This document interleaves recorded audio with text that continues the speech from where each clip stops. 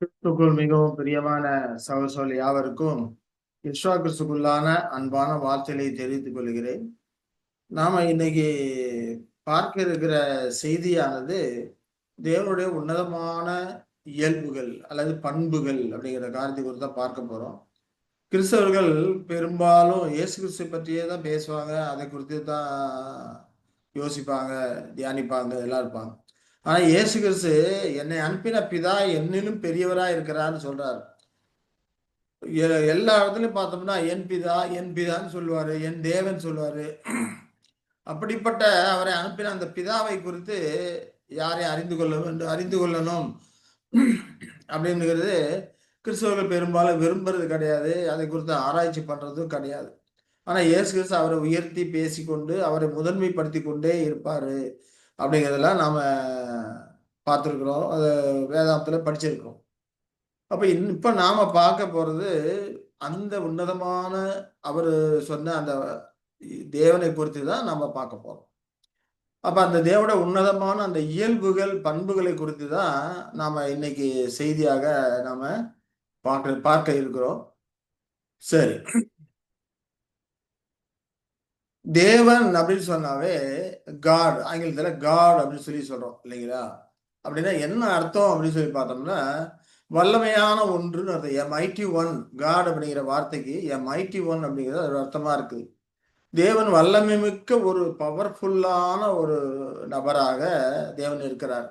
நம்ம ஆகாய மண்டங்களை நம்ம உத்து பார்த்தோம்னா கூட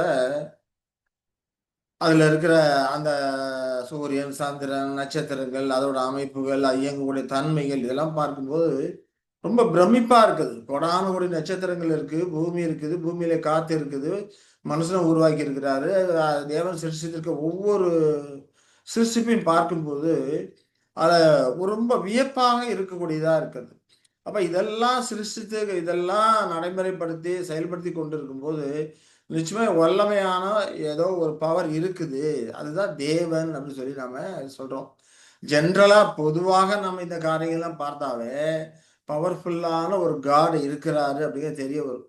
ஒருவேளை தேவன் இல்லை என்று ஒரு சிலர் சொல்லலாம். அத குறித்து என்னன்னா, தேவன் இல்லை என்று மதிகேடன் தன் இருதயத்திலே சொல்லிக் கொண்டிருக்கிறான். அப்ப உலகத்துல நடக்கிற காரியங்களிலே சூரிய சந்திர நட்சத்திரங்கள்லாம் பார்க்கும்போது, தேவன் இல்லை என்று சொல்ல முடியாது. இதெல்லாம் ஆ செயல்படுத்திக் கொண்டிருக்கிற இதெல்லாம் உருவாக்கின ஒரு வல்லமையான ஒரு சிருஷ்டிகர் நிச்சயமாய் இருக்க வேண்டும் அப்படிங்கிறது பொதுவான ஒரு காரியமாவே அது நமக்கு தெரிய வரக்கூடியதா இருக்குது.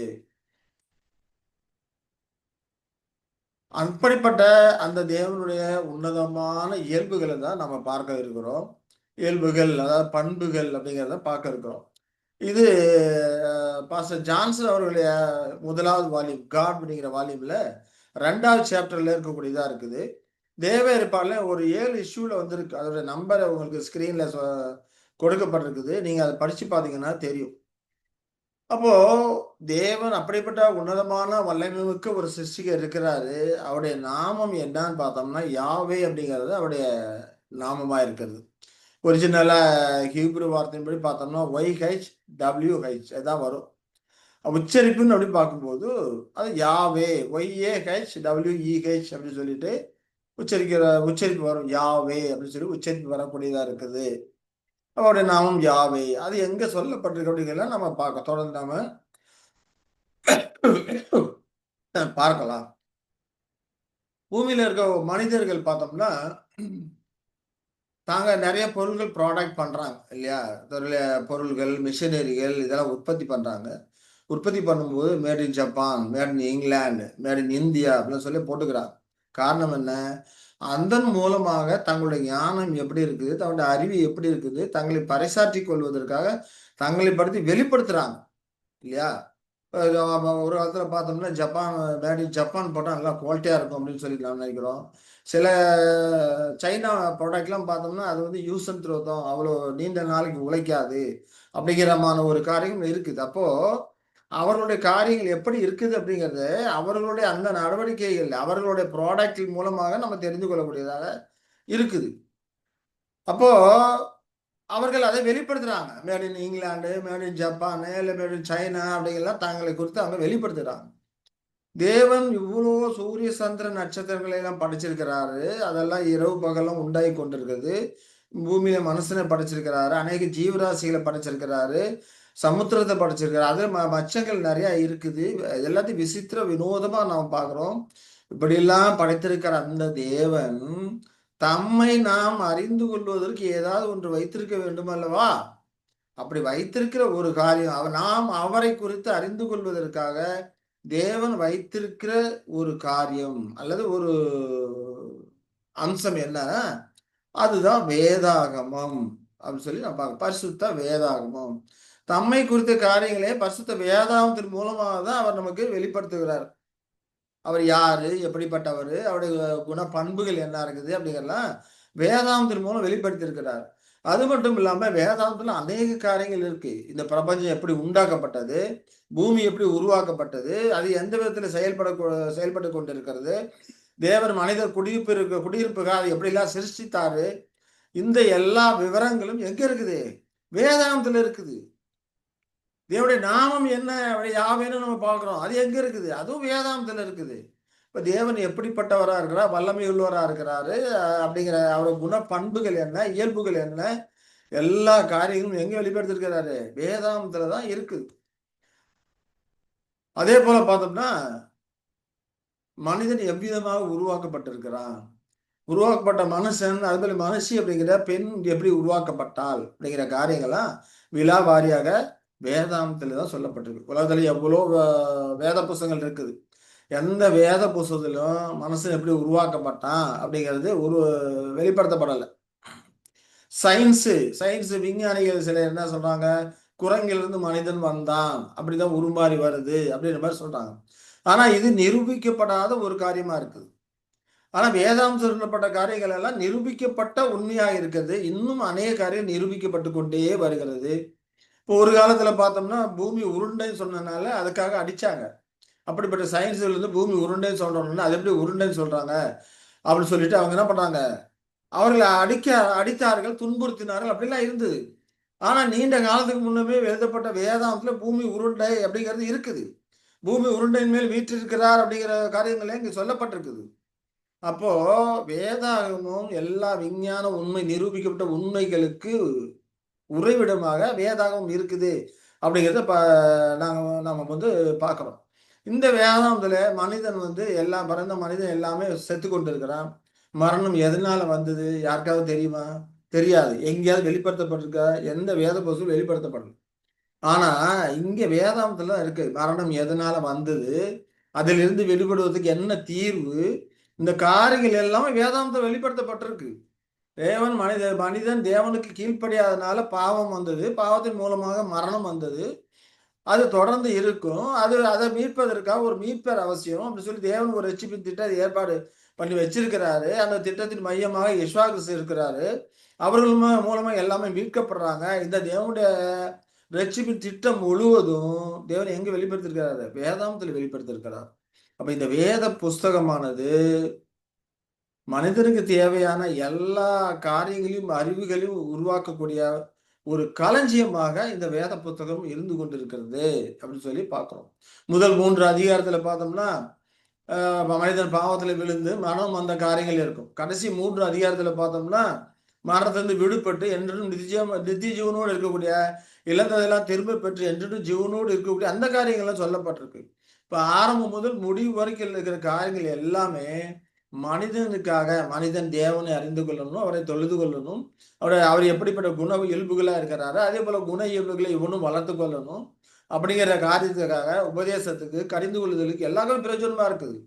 இதுல தேவனுடைய உடன்படிக்கைகள் இருக்கு, தேவனுடைய ரட்சிப்பின் திட்டம் இருக்குது, தேவனுக்கு தேவையான அந்த கொள்கைகள் பிரமாணங்கள் இருக்குது, சரித்திரம் இருக்கு, உலக சரித்திரம் இருக்குது, அடையாளமாக இருக்குது, தீர்க்க தரிசனங்கள் இருக்குது இல்லைங்களா? எல்லாத்துக்கும் உறைவிடமாக வேதாகமம் தான் இருக்குது அப்படின்னு சொல்லி பார்க்கணும். இப்ப இந்த வேதாகமத்தை அநேகர் சொல்ல மனுஷன் எழுதினது தானே அப்படின்னு சர்வசாதாரணமா சொல்லிடுவாங்க.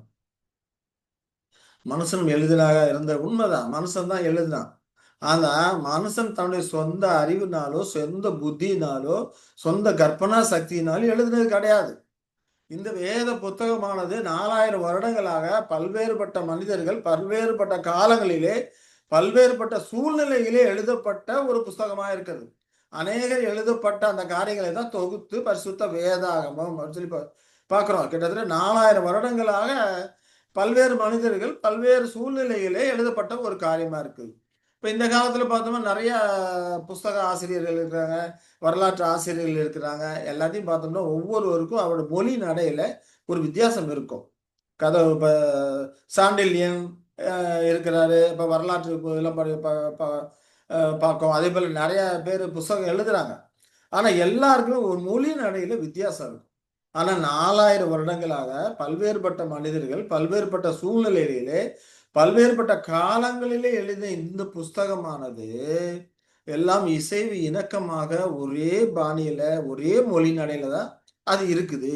இது எப்படி சாத்தியமாகுது பார்த்தோம்னா, அதுதான் தேவன் தம்முடைய பரிசுத்த மனிதர்களுக்கு பரிசுத்த ஆவியின் மூலமாக இத எழுதி வச்சிருக்கிறாரு. பரிசுத்த ஆவியோட இன்ஸ்பிரேஷன் மூலமாக தான் வேத புத்தகம் எழுதப்பட்டதா இருக்குது. அதனால தான் இது வந்து மொழி நடை ஒரே மாதிரியா இருக்கிறது.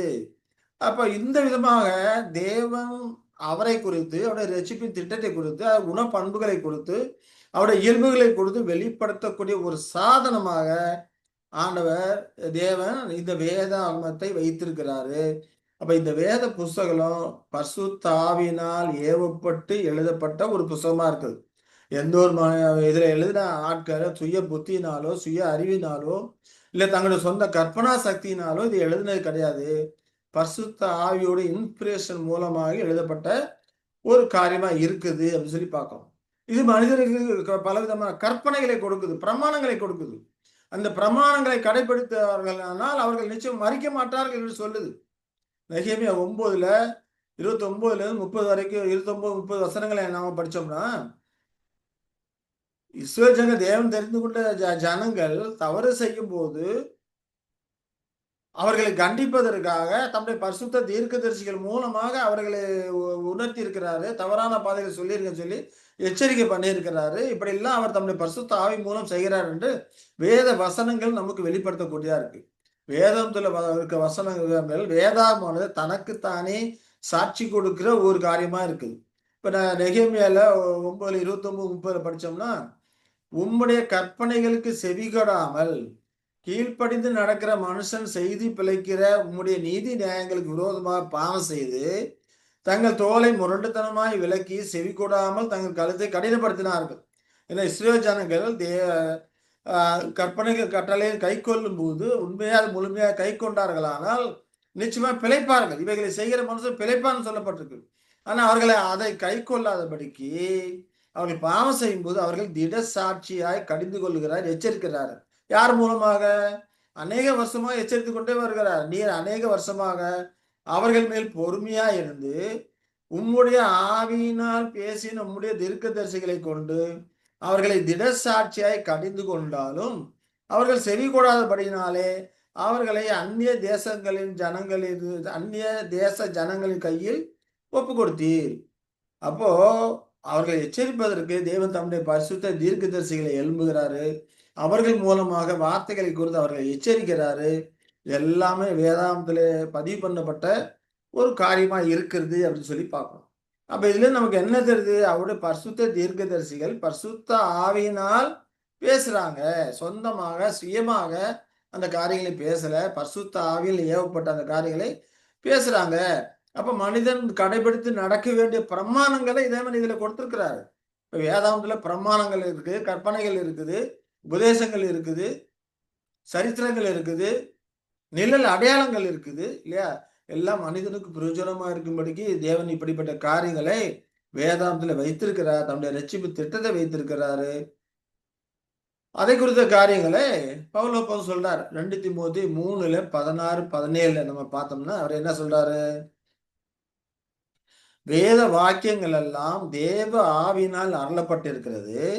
தேவனுடைய மனுஷன் தேறினவனாகவும் எந்த நற்கிரியை செய்ய தகுதியுள்ளவனா இருக்கும்படியாக. அப்ப தேவதாசனம் எதில் அருளப்பட்டிருக்கு? தேவ ஆவியினால் அருளப்பட்டிருக்குது. எந்த ஒருத்தரும் சொந்த சுய ஞானத்தினால, அறிவினால, சுய கற்பனையினாலே அது எழுதுனது கிடையாது. தேவ ஆவியினால் அருளப்பட்டிருக்கிறது. எதுக்காக? தேவனுடைய மனுஷன் தேறினவனா இருக்கணும், எந்த நற்கை செய்ய தகுதியிலவனா இருக்கணும். அதுக்காக கொடுக்கப்பட்டிருக்கு. அதற்காக என்னத்தை கொடுக்குது? இது உபதேசத்தை கொடுக்குது. தப்பு செய்யும்போது கடிந்து கொள்ளுதலை கொடுக்குது. அவனை சீர்திருத்தலுக்கு கொண்டு போகுது. நீதி படிப்புதலுக்கு படிப்பித்து கொடுக்குது. இதற்கெல்லாம் பிரயோஜனம் உள்ளவைகளா இருக்குது என்று 2 தீமோத்தேயு 3 16 17 அங்க பவுல் அப்போஸ்தலன் சொல்றதை நாம் கேட்கிறோம். பவுல் அப்போஸ்தலன் பரிசுத்த ஆவியினால் ஏவப்பட்டதான் இந்த காரியங்கள் எல்லாம் அவர் என்ன பண்றாரு? எழுதுறாரு அப்படிங்கிறத பார்க்கிறோம். அதே போல எபிரேயர்ல சொல்லும்போது, வேத வசனங்களை குறித்து சொல்லும்போது, எபிரேயர் 4:12 சொல்றாரு, தேவனுடைய மனுஷன் தேவனுடைய வார்த்தையானது ஜீவனும் வல்லமை உள்ளதா இருக்குது.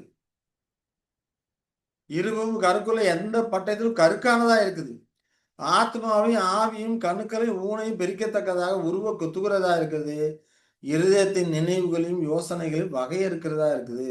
இப்ப தேவனுடைய வார்த்தை ஜீவனுள்ள வார்த்தையா இருக்குது. தேவனுடைய பிரமாணங்களை கடைபிடிக்கும் போது அது அவர்கள் ஜீவனுக்கு ஏதோ வழிநடத்தக்கூடியதா இருக்குது. அதற்கேற்ற விதமான ஒரு வல்லமை உள்ளதா இருக்கிறது. இருபுறம் கருக்குள்ள பட்டயம். அவன் வேத வசனங்களை பயன்படுத்தும் போது தவறா பயன்படுத்தலாம், அது நம்மையும் அது என்ன பண்ணும்? பாதிக்கும். இருபுறம் கருக்குள்ள பட்டமா இருக்குது, பட்டயமா இருக்குதுன்னு சொல்லி நம்ம பார்க்கலாம். ஆத்மா, ஆவி, கணுக்கள், ஊனலை பிரிக்கத்தக்கத உருவ குத்துகிறார். தவறு பண்ணும்போது, தவறான வழியிலே செல்லும் போது நமக்கு எச்சரிக்கையாக, நமக்கு உணர்த்துவிக்கக்கூடியதாக, உருவ குத்தக்கூடியதாக இருக்குது. நம்முடைய இதயத்துல யோசனைகள், நினைவுகள் எல்லாமே தனித்தனியா பிரிச்சு காமிக்கிறதா இருக்கு. எது சரி, எது தப்பு, எது நீதி, எது அநியாயம், இதெல்லாம் நம்ம இதயத்தின் யோசனைகளை பிரிச்சு காண்பிக்கக்கூடியதா இருக்குது. எது? இந்த வேத புஸ்தகம்னு சொல்லி பார்க்கிறோம். இப்ப இந்த வேத புஸ்தகம் மூலமாக தேவன் இவ்வளவு காரியங்களை மனிதனுக்கு அனுகிரகிச்சிருக்கிறார். இந்த வேத புஸ்தகத்தில் தான் தன்னை குறித்து அவர் வெளிப்படுத்தி இருக்கிறார் சொல்லி நம்ம பார்க்கிறோம். அப்ப இந்த வேத புஸ்தகத்தை நம்ம எப்படி படிக்கணும்? ஆனா அநேகர் படிக்கிறாங்க, ஆனா புரியலையே அவங்களுக்கு, எப்படி படிக்கணும் இல்லையா அப்படின்னு பார்த்தோம்னா, அதையும் வேத புஸ்தகத்திலே வேத வார்த்தையின் மூலமா தேவன் சொல்றாரு. எப்படி படிக்கணும்னு சொல்றாரு. கர்த்தருடைய புஸ்தகத்திலே தேடி வாசியுங்கள் அப்படிங்கிறார். அவைகள் ஒன்றும் குறையாது, அவைகள் ஒன்றும் ஜோடி இல்லாதிராது. அவருடைய வாய் இதை சொல்லிட்டு அவருடைய ஆவி இவைகளை சேர்க்கும் என்று சொல்றார். இப்போ கர்த்தர் புத்தகத்துல தேடி தேடி தான் வாசிக்கணும் அப்படிங்கிறார். வரிசையா படிக்கலாம். வரிசையா படிச்சா ஒரு ஸ்டோரி போல இருக்கும். வரலாறு இருக்குது, பல விதமான நிகழ்வுகள் இருக்கு, விசுவாசத்துக்கு தேவையான சாட்சியங்கள் இருக்குது. வரிசையா படிக்கலாம். படிச்சோம்னா நமக்கு வரலாற்று புத்தகங்களை படிக்கிற மாதிரி அது இருக்கும். ஆனாலும் அதில் இருக்கிற உள் வழியை காணணும்னா அப்ப என்ன பண்ணணும்? வேத புஸ்தகத்துல இங்கொன்னும் அங்கொன்னும் இருக்கிறதெல்லாம் தேடி பிடிச்சி பாய்ச்சாதான் அதுல இருக்கிற உள்ளான ஒளியை நாம காண முடியும், உள்ளான அர்த்தத்தை நாம புரிந்து கொள்ள முடியும். அதனாலதான் கர்த்தர் புஸ்தகத்தை தேடி வாசிகள் அப்படிங்கிறாரு. ஏன்னா அவருடைய வாய் இதை சொல்லிடு. இப்போ வேதத்துல ஒவ்வொரு வசனம் யார் சொன்னது? தேவனுடைய வாய் சொன்ன வார்த்தைகள், அவருடைய வார்த்தைகள். அப்ப இந்த காரியங்களை அவருடைய ஆவி ஒன்றாக சேர்த்து நமக்கு புரிய வைக்கும் அப்படிங்கிறத அங்க சொல்றாருன்னு சொல்லி பார்க்கிறோம். ஏன் இப்படி இங்க ஒண்ணு அங்க ஒண்ணு வச்சிருக்கிறாரு? எசாயா 28:13 படிக்கிறோம். ஆதலால் அவர்கள் போய் பின்னிட்டு விழுந்து நொறுங்கும்படிக்கு சிக்குண்டு விடுபடுவிக்கும் கர்த்தருடைய வார்த்தை அவர்களுக்கு கற்பனையின் மேல் கற்பனையும் பிரமாணத்தின் மேல் பிரமாணமும் பிரமாணத்தின் மேல் பிரமாணமும் இங்கே கொஞ்சமும் அங்கே கொஞ்சமா இருக்குன்னு சொல்றாரு. அப்ப கர்த்தருடைய வார்த்தை எப்படி இருக்கு? கற்பனை மேல் கற்பனை, கற்பனை மேல் கற்பனையா இருக்கு. பிரமாணங்கள் இருக்கு. பிரமாணத்துல பிரமாணம் கொடுத்துக்கிட்டே இருக்கிறாரு. இந்த காரியங்கள்லாம் இங்கேயே கொஞ்சம் அங்கேயே கொஞ்சமா இருக்கு. ஆகையினாலதான் என்ன பண்ணுவோம்? அதை தேடி வாசிங்கள் அப்படிங்கிறார். இங்க கொஞ்சம் அங்கே கொஞ்சமா இருக்கு, தேடி வாசிங்கள் அப்படிங்கிறார். ஒரு பெரிய மாலை தொடுவிக்கணும்னா பல பூக்களை அங்க ஒண்ணுமா எடுத்து எல்லாத்தையும் ஒன்றா கோர்க்கும் போதுதான் ஒரு மாலையாக உருவாகுது. இல்லைன்னா சின்ன பூவா தான் அது இருக்கும். அதே போல கர்த்தருடைய வார்த்தைகளை அங்கே இங்கே இருக்கிறத ஒன்றா கொண்டு சேர்க்கும் போதுதான் அதுக்கு ஒரு பெரிய மாலையாக இருக்கக்கூடியதா இருக்குது. அதோட உள் ஒளி, அதோட அர்த்தம் என்னங்கிறது புரியக்கூடியதா இருக்குது. அப்ப கர்த்தருடைய புஸ்தகத்துல தேடி வாசிக்கணும்னு சொல்லி அதை எப்படி படிக்கணுங்கிறது அவர் நமக்கு வெளிப்படுத்துறார். அப்போ இந்த வேத புஸ்தகம் மூலமாக தான் தேவன் யாரு, எப்படிப்பட்டவர்களை நம்ம அறிஞ்சு கொள்ள முடியும். மனிதர்கள் எப்படி உருவானாங்க அப்படிங்கிற காரியம் எல்லாம் இதுலதான் தேவன் வைத்திருக்கிறார். அப்ப இதை தேடி பிடித்து நாம தேடி கண்டுபிடிச்சு படித்தோமானால் ஒரு பொக்கிஷமாக புதையல் போல தேவனை குறித்த காரியங்களை நாம் அறிந்து கொள்ள முடியும். அதுல அப்போஸ்தலன் பவுல் சொல்றார்.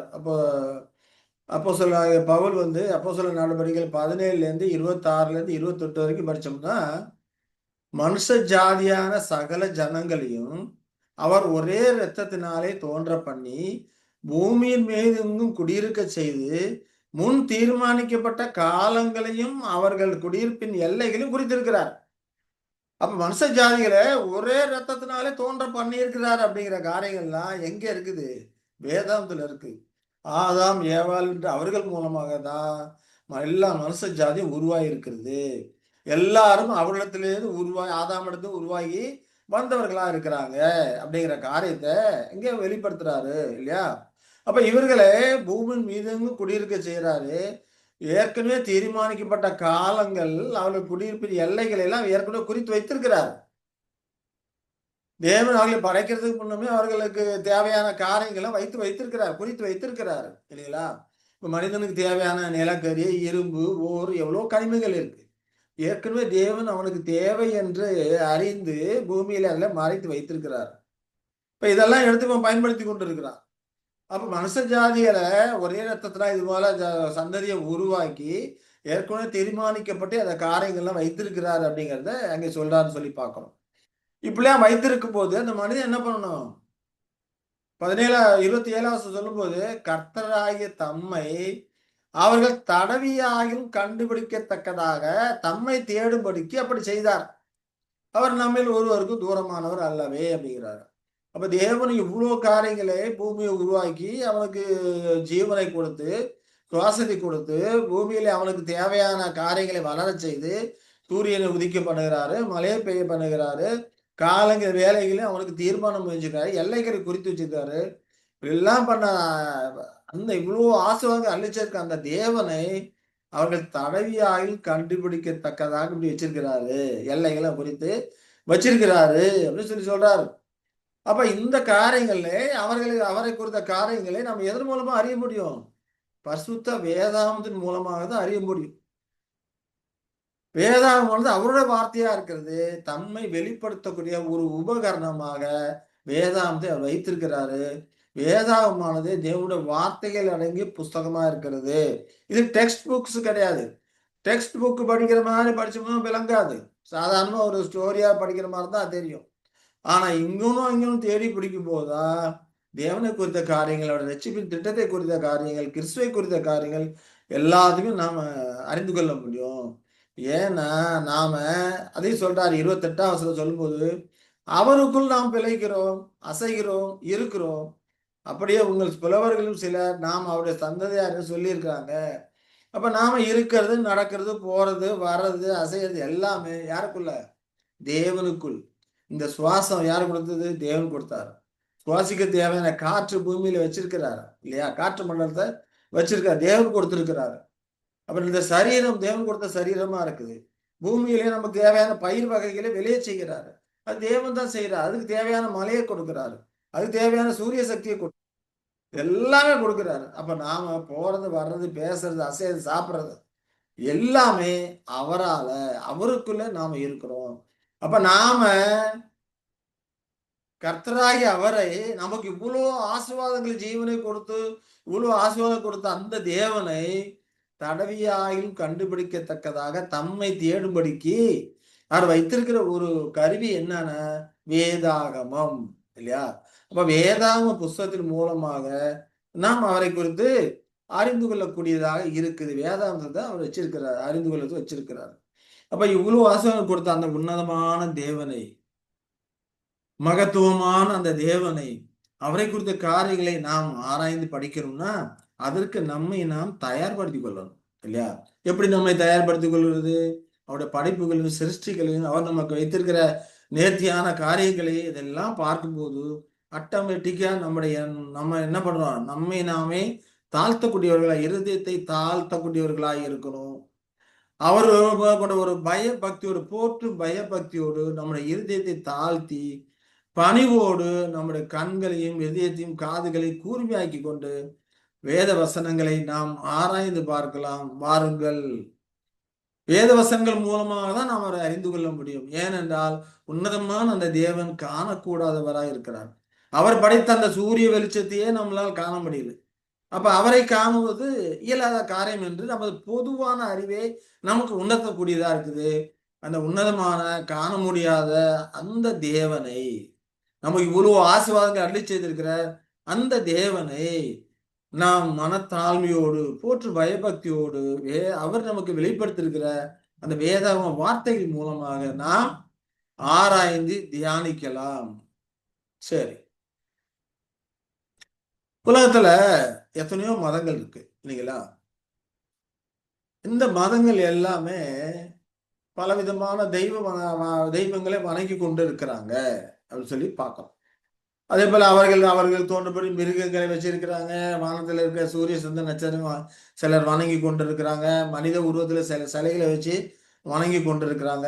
அவர்களுக்கு தோன்றபடி செய்து கொண்டிருக்கிறாங்க. அதே போல எல்லா மதங்களிலும் பல்வேறு தேவர்கள் இருக்கிறாங்க. கடவுள் அப்படின்னா ஒரு கடவுள் இல்லை, நிறைய கடவுள் வைத்து கும்பிட்டு இருக்கிறாங்க. இப்போ இந்துக்கள்ல பார்த்தோம் முப்பத்து முக்கோடி தேவர்கள் அப்படின்னு சொல்லி சொல்லுவாங்க இல்லையா? அதே போல பெரும்பாலும் எல்லா மதத்திலும் இந்த 3 தெய்வ வனங்கள் பெரும்பாலான மதங்கள்ல இருக்குது. அப்ப இந்த 3 தெய்வ வனங்கள் இருக்குது. அதே அந்த இரண்டை யுகத்துல கிறிஸ்தவத்துல உள்ள நுழைஞ்சிருச்சு. இப்ப அவர்களும் பிதா, குமாரன், பரிசுத்தாவின்னு சொல்லிட்டு ட்ரினிட்டியை 3 தெய்வ வணக்கத்தை கொண்டவர்களாக அவர்கள் இருக்கிறாங்க. அப்படி தங்களை மாற்றிக்கொண்டாங்க. ஆனா ஆரம்பத்துல அப்படி இல்லை. வேதாகம் அப்படி சொல்லுதான்னு பார்த்தோம். நிச்சயமா வேதாகமத்தில் அப்படி சொல்லலை. தேவன் தன்னை குறித்து சொல்லும் போது அவர் ஒருத்தர் தான், தேவன் ஒருவரே என்றுதான் வேத வசனங்கள் நமக்கு சொல்லக்கூடியதா இருக்கு. அவர் மூவர் அல்ல. 1 தீமோத்தேயு 2:5 நாம படிக்கிறோம். என்ன படிக்கிறோம்? தேவன் ஒருவரே, ஒருத்தர் தான், மூவர் கிடையாது அப்படிங்கிறத தெளிவாக சொல்றார். தேவன் ஒருவரே அப்படிங்கிறாரு. அதே போல சங்கீதத்துல 83:17 நாம படிக்கும்போது யாவே என்னும் நாமத்துடைய தேவரீர் ஒருவரே பூமி அனைத்தின் மேலும் உன்னதமானவர் என்று மனுஷர் உணரும்படி. அப்ப மனுஷர் எப்படி உணர்ந்து கொள்ளணும்? யகோவா என்னும் நாமத்துடைய யகோவான்னு போட்டிருக்குது. ஆனா மொழிபெயர்ப்பார்கள் சில வவ்வல்ஸ் எல்லாம் செய்து தேவனுடைய நாமத்தை நாம எப்படி உச்சரிக்கிறது அது அப்படின்றது தெரியாதபடிக்கு, அல்லது உச்சரிக்கத்தா அவருடைய நாமத்துக்கு மகிமைக்குரிய ஏற்படுத்தக்கூடியதா இருக்குமே அப்படிங்கிற ஒரு பயத்துல இல்ல அறியாமையினால அவங்க என்ன பண்ணிருக்காங்க, சில வவ்வல்ஸ் எல்லாம் சேர்த்து எகோவா என்று வைத்திருக்கிறார்கள். அப்ப எகோவா அப்படி வைத்திருக்கிறார். ஆனா உண்மையிலே தேவனுடைய நாமம் எப்படி இருக்கிறது? அவரோட உச்சரிப்பு யாவே அப்படிங்கிறது அவரோட உச்சரிப்பா இருக்குது அப்படிங்கிறத நாம பார்த்தோம். தேவனுடைய நாமம் யாவே, உச்சரிப்பு YAHWEH, இதுதான் அதோட உச்சரிப்பாக இருக்குது அப்படிங்கிறத நாம புரிந்து கொள்கிறோம். வேதாந்தத்துல ஒரிஜினலா எபிரேய வார்த்தையில பார்த்தோம்னா அதுதான் கொடுக்கப்பட்டிருக்கு. அப்போ யாவே என்னும் நாமத்தை உடைய தேவரீர் ஒருவரே பூமி அனைத்தின் மேலும் உன்னதமானவர் என்று மனுஷர் உணரும்படி அப்படிங்கிறார். அப்ப மனுஷர் இதை தான் உணர்ந்தோம், ஒருதே தேவன் தான், அவருடைய நாமம் யாவே அப்படிங்கிறத உணர்ந்து கொள்ளணும்னு சொல்லிட்டு வேதாந்தத்துல அங்க சங்கீதக்காரர் சொல்லுகிறதை நாம் பார்க்கிறோம். அதே போல உபாகமம் 6:4 நாம படிக்கிறோம். அங்க படிக்கும்போது இஸ்ரவேலே கேள், நம்முடைய தேவனாய கர்த்தர் ஒருவரே கர்த்தர் என்று சொல்லப்படுகிறது பார்க்கிறோம் இல்லையா? நம்முடைய தேவனாய கர்த்தர் ஒருத்தர் தான், மூவர் கிடையாது, ஒருவரே அப்படிங்கிறது அங்க சொல்லுகிறதை நாம பார்க்கிறோம். அதே போல எஸ்ஆர் சொல்லும் போது கூட யோவான் 17:3 என்ன சொல்றாரு? ஒன்றான மெய்தேவனாகிய உண்மையும் தேவனை என்ன சொல்றாரு? ஒன்றான மெய்தேவன், அவர் ஒருத்தர் தான் தேவன் அப்படிங்கிறார். தன்னை தேவன் என்று யெஷுவா கிறிஸ்து எங்கேயுமே சொன்னது கிடையாது. நான் தேவனால் அனுப்பப்பட்டவன் என்றுதான் சொல்லியிருக்கிறார் ஒழிய, தேவனுடைய குமாரன் மனுஷகுமாரன் என்று சொல்லியிருக்கிறார் ஒழிய, தன்னை தேவன் என்று எங்கேயுமே அவரு சொன்னது கிடையாது. ஆனா யார தேவன் சொல்றாரு? ஒன்றான மெய் தேவனாகிய உண்மையும் நீர் அனுப்பினவராகிய இயேசு கிறிஸ்துவையும் அறிவதே நிச்சய ஜீவன் அப்படிங்கிறார். அப்ப ஒருத்தர் நித்திய ஜீவனை பெற வேண்டுமானால் மரணத்தை விடுபட்டு நீண்ட காலமா நித்திய காலமா ஜீவனோடு இருக்கணும் அப்படின்னாக்க 2 பேர்த்தையும் அறிஞ்சிருக்கணும் அப்படிங்கிறார். ஒன்றான மெய் தேவனாகி உண்மையும் நீர் அனுப்பினவராகி யெஷுவா கிறிஸ்துவையும் அறிவதே நித்திய ஜீவன். இருவரையும் அறிந்திருக்கணும். அவரை தேவன் என்று அறிந்திருக்கணும். இவரை எப்படி அறிந்திருக்கணும்?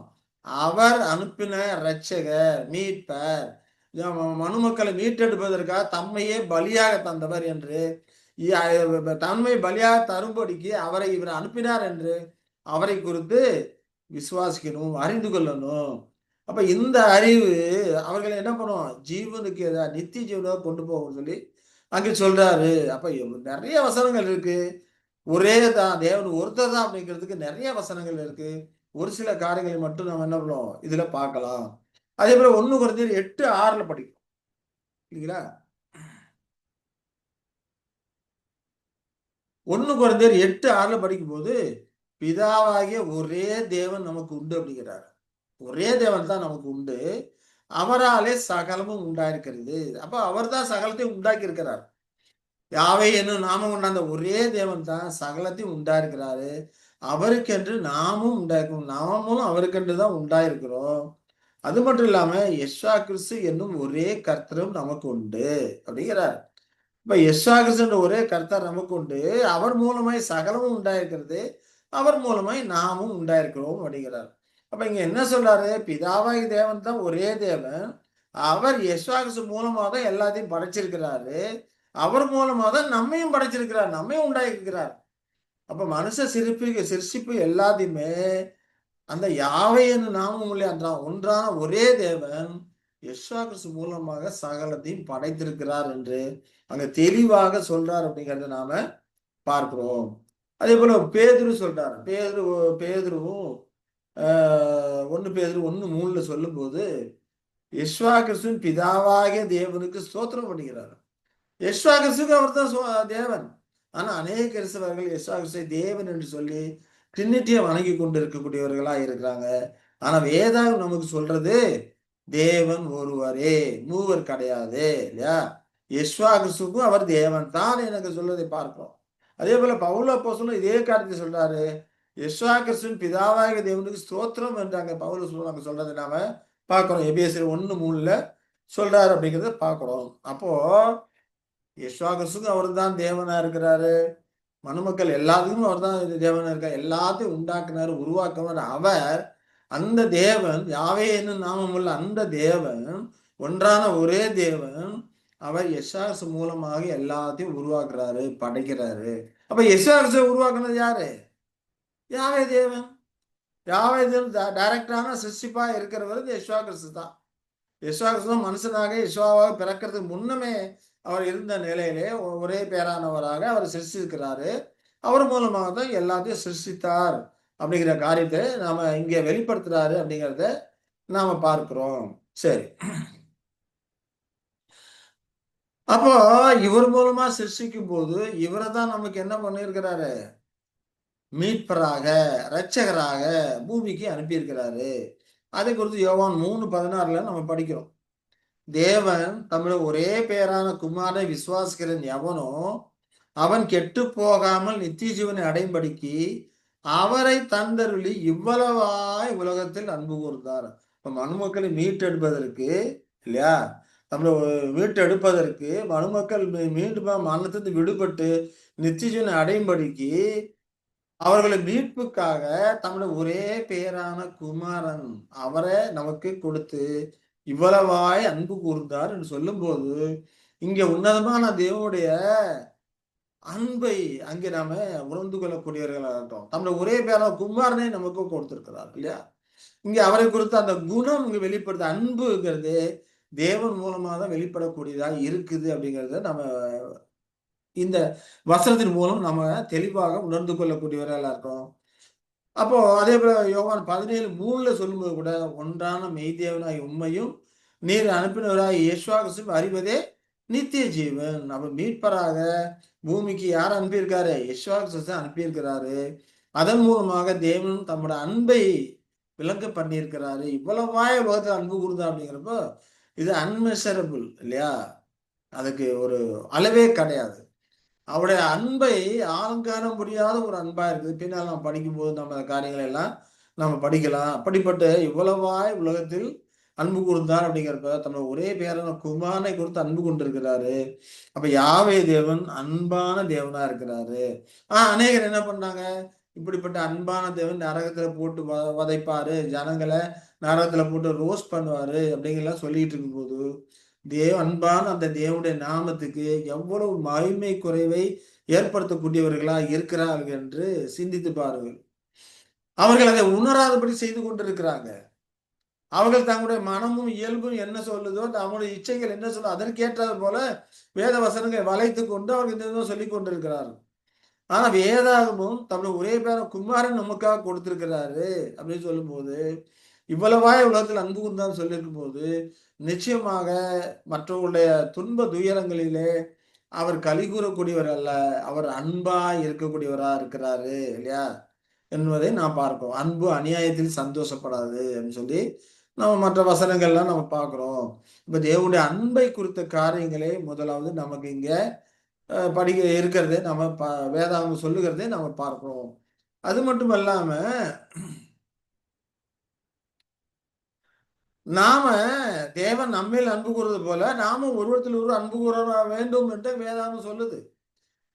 1 யோவான் 4:7-8 பார்க்கும்போது, பிரியமானவர்களே ஒருவரில் ஒருவர் அன்பாய் இருக்க கடவோம். ஏனெனில் அன்பு தேவனால் உண்டாயிருக்குது. தேவன் தம்முடைய ஒரே பேரான குமாரனை கொடுத்து மனு மக்களை மீட்பதற்கு ஒரே குமாரனை பலியா கொடுத்திருக்கிறார். அவரை மறிக்க வச்சிருக்கிறாரு. இந்த அளவுக்கு அன்பு கூர்ந்திருக்கிறார். அப்ப அன்பு தேவனால் உண்டாயிருக்கிறதா இருக்கிறது. ஆகையினால நாமும் ஒருவருக்கொருவர் அன்பா இருக்க கடவோம் என்று அங்கே புத்திமதியாக சொல்லுகிறதை பார்க்கிறோம். அன்புள்ள எவனும் தேவனால் பிறந்த அவரை அறிந்திருக்கிறார். இப்ப அன்பு இருந்தால்தான் தேவனால் பிறந்தவனா இருக்கிறான், அவரை அறிந்தவனா இருக்கிறான் என்று அங்க சொல்லுகிறதை நாம பார்க்கிறோம். இப்ப அன்பில்லாதவன் தேவனை அறியான். தேவன் அன்பாகவே இருக்கிறார் இல்லையா? தேவனோட குணப்பண்பு அன்பா இருக்கு. அநேகர் சொல்லுவாங்க அன்பே தேவன் அன்பாக. அன்பு தேவன் அல்ல, தேவன் அன்பாக இருக்கிறார். தேவனோட குணப்பண்பு உன்னதமான ஒரு குணப்பண்பாக அந்த அன்பு இருக்குது அப்படின்னு சொல்லி பார்க்கிறோம். அந்த அன்பு தான் மனுமக்களை மீட்டெடுக்கிறது தூண்டக்கூடியதா இருக்குது. அந்த அன்பு தான் நம்மளோட ஒரே பேரான குமாரன் நமக்காக பலியாக கொடுத்திருக்குது.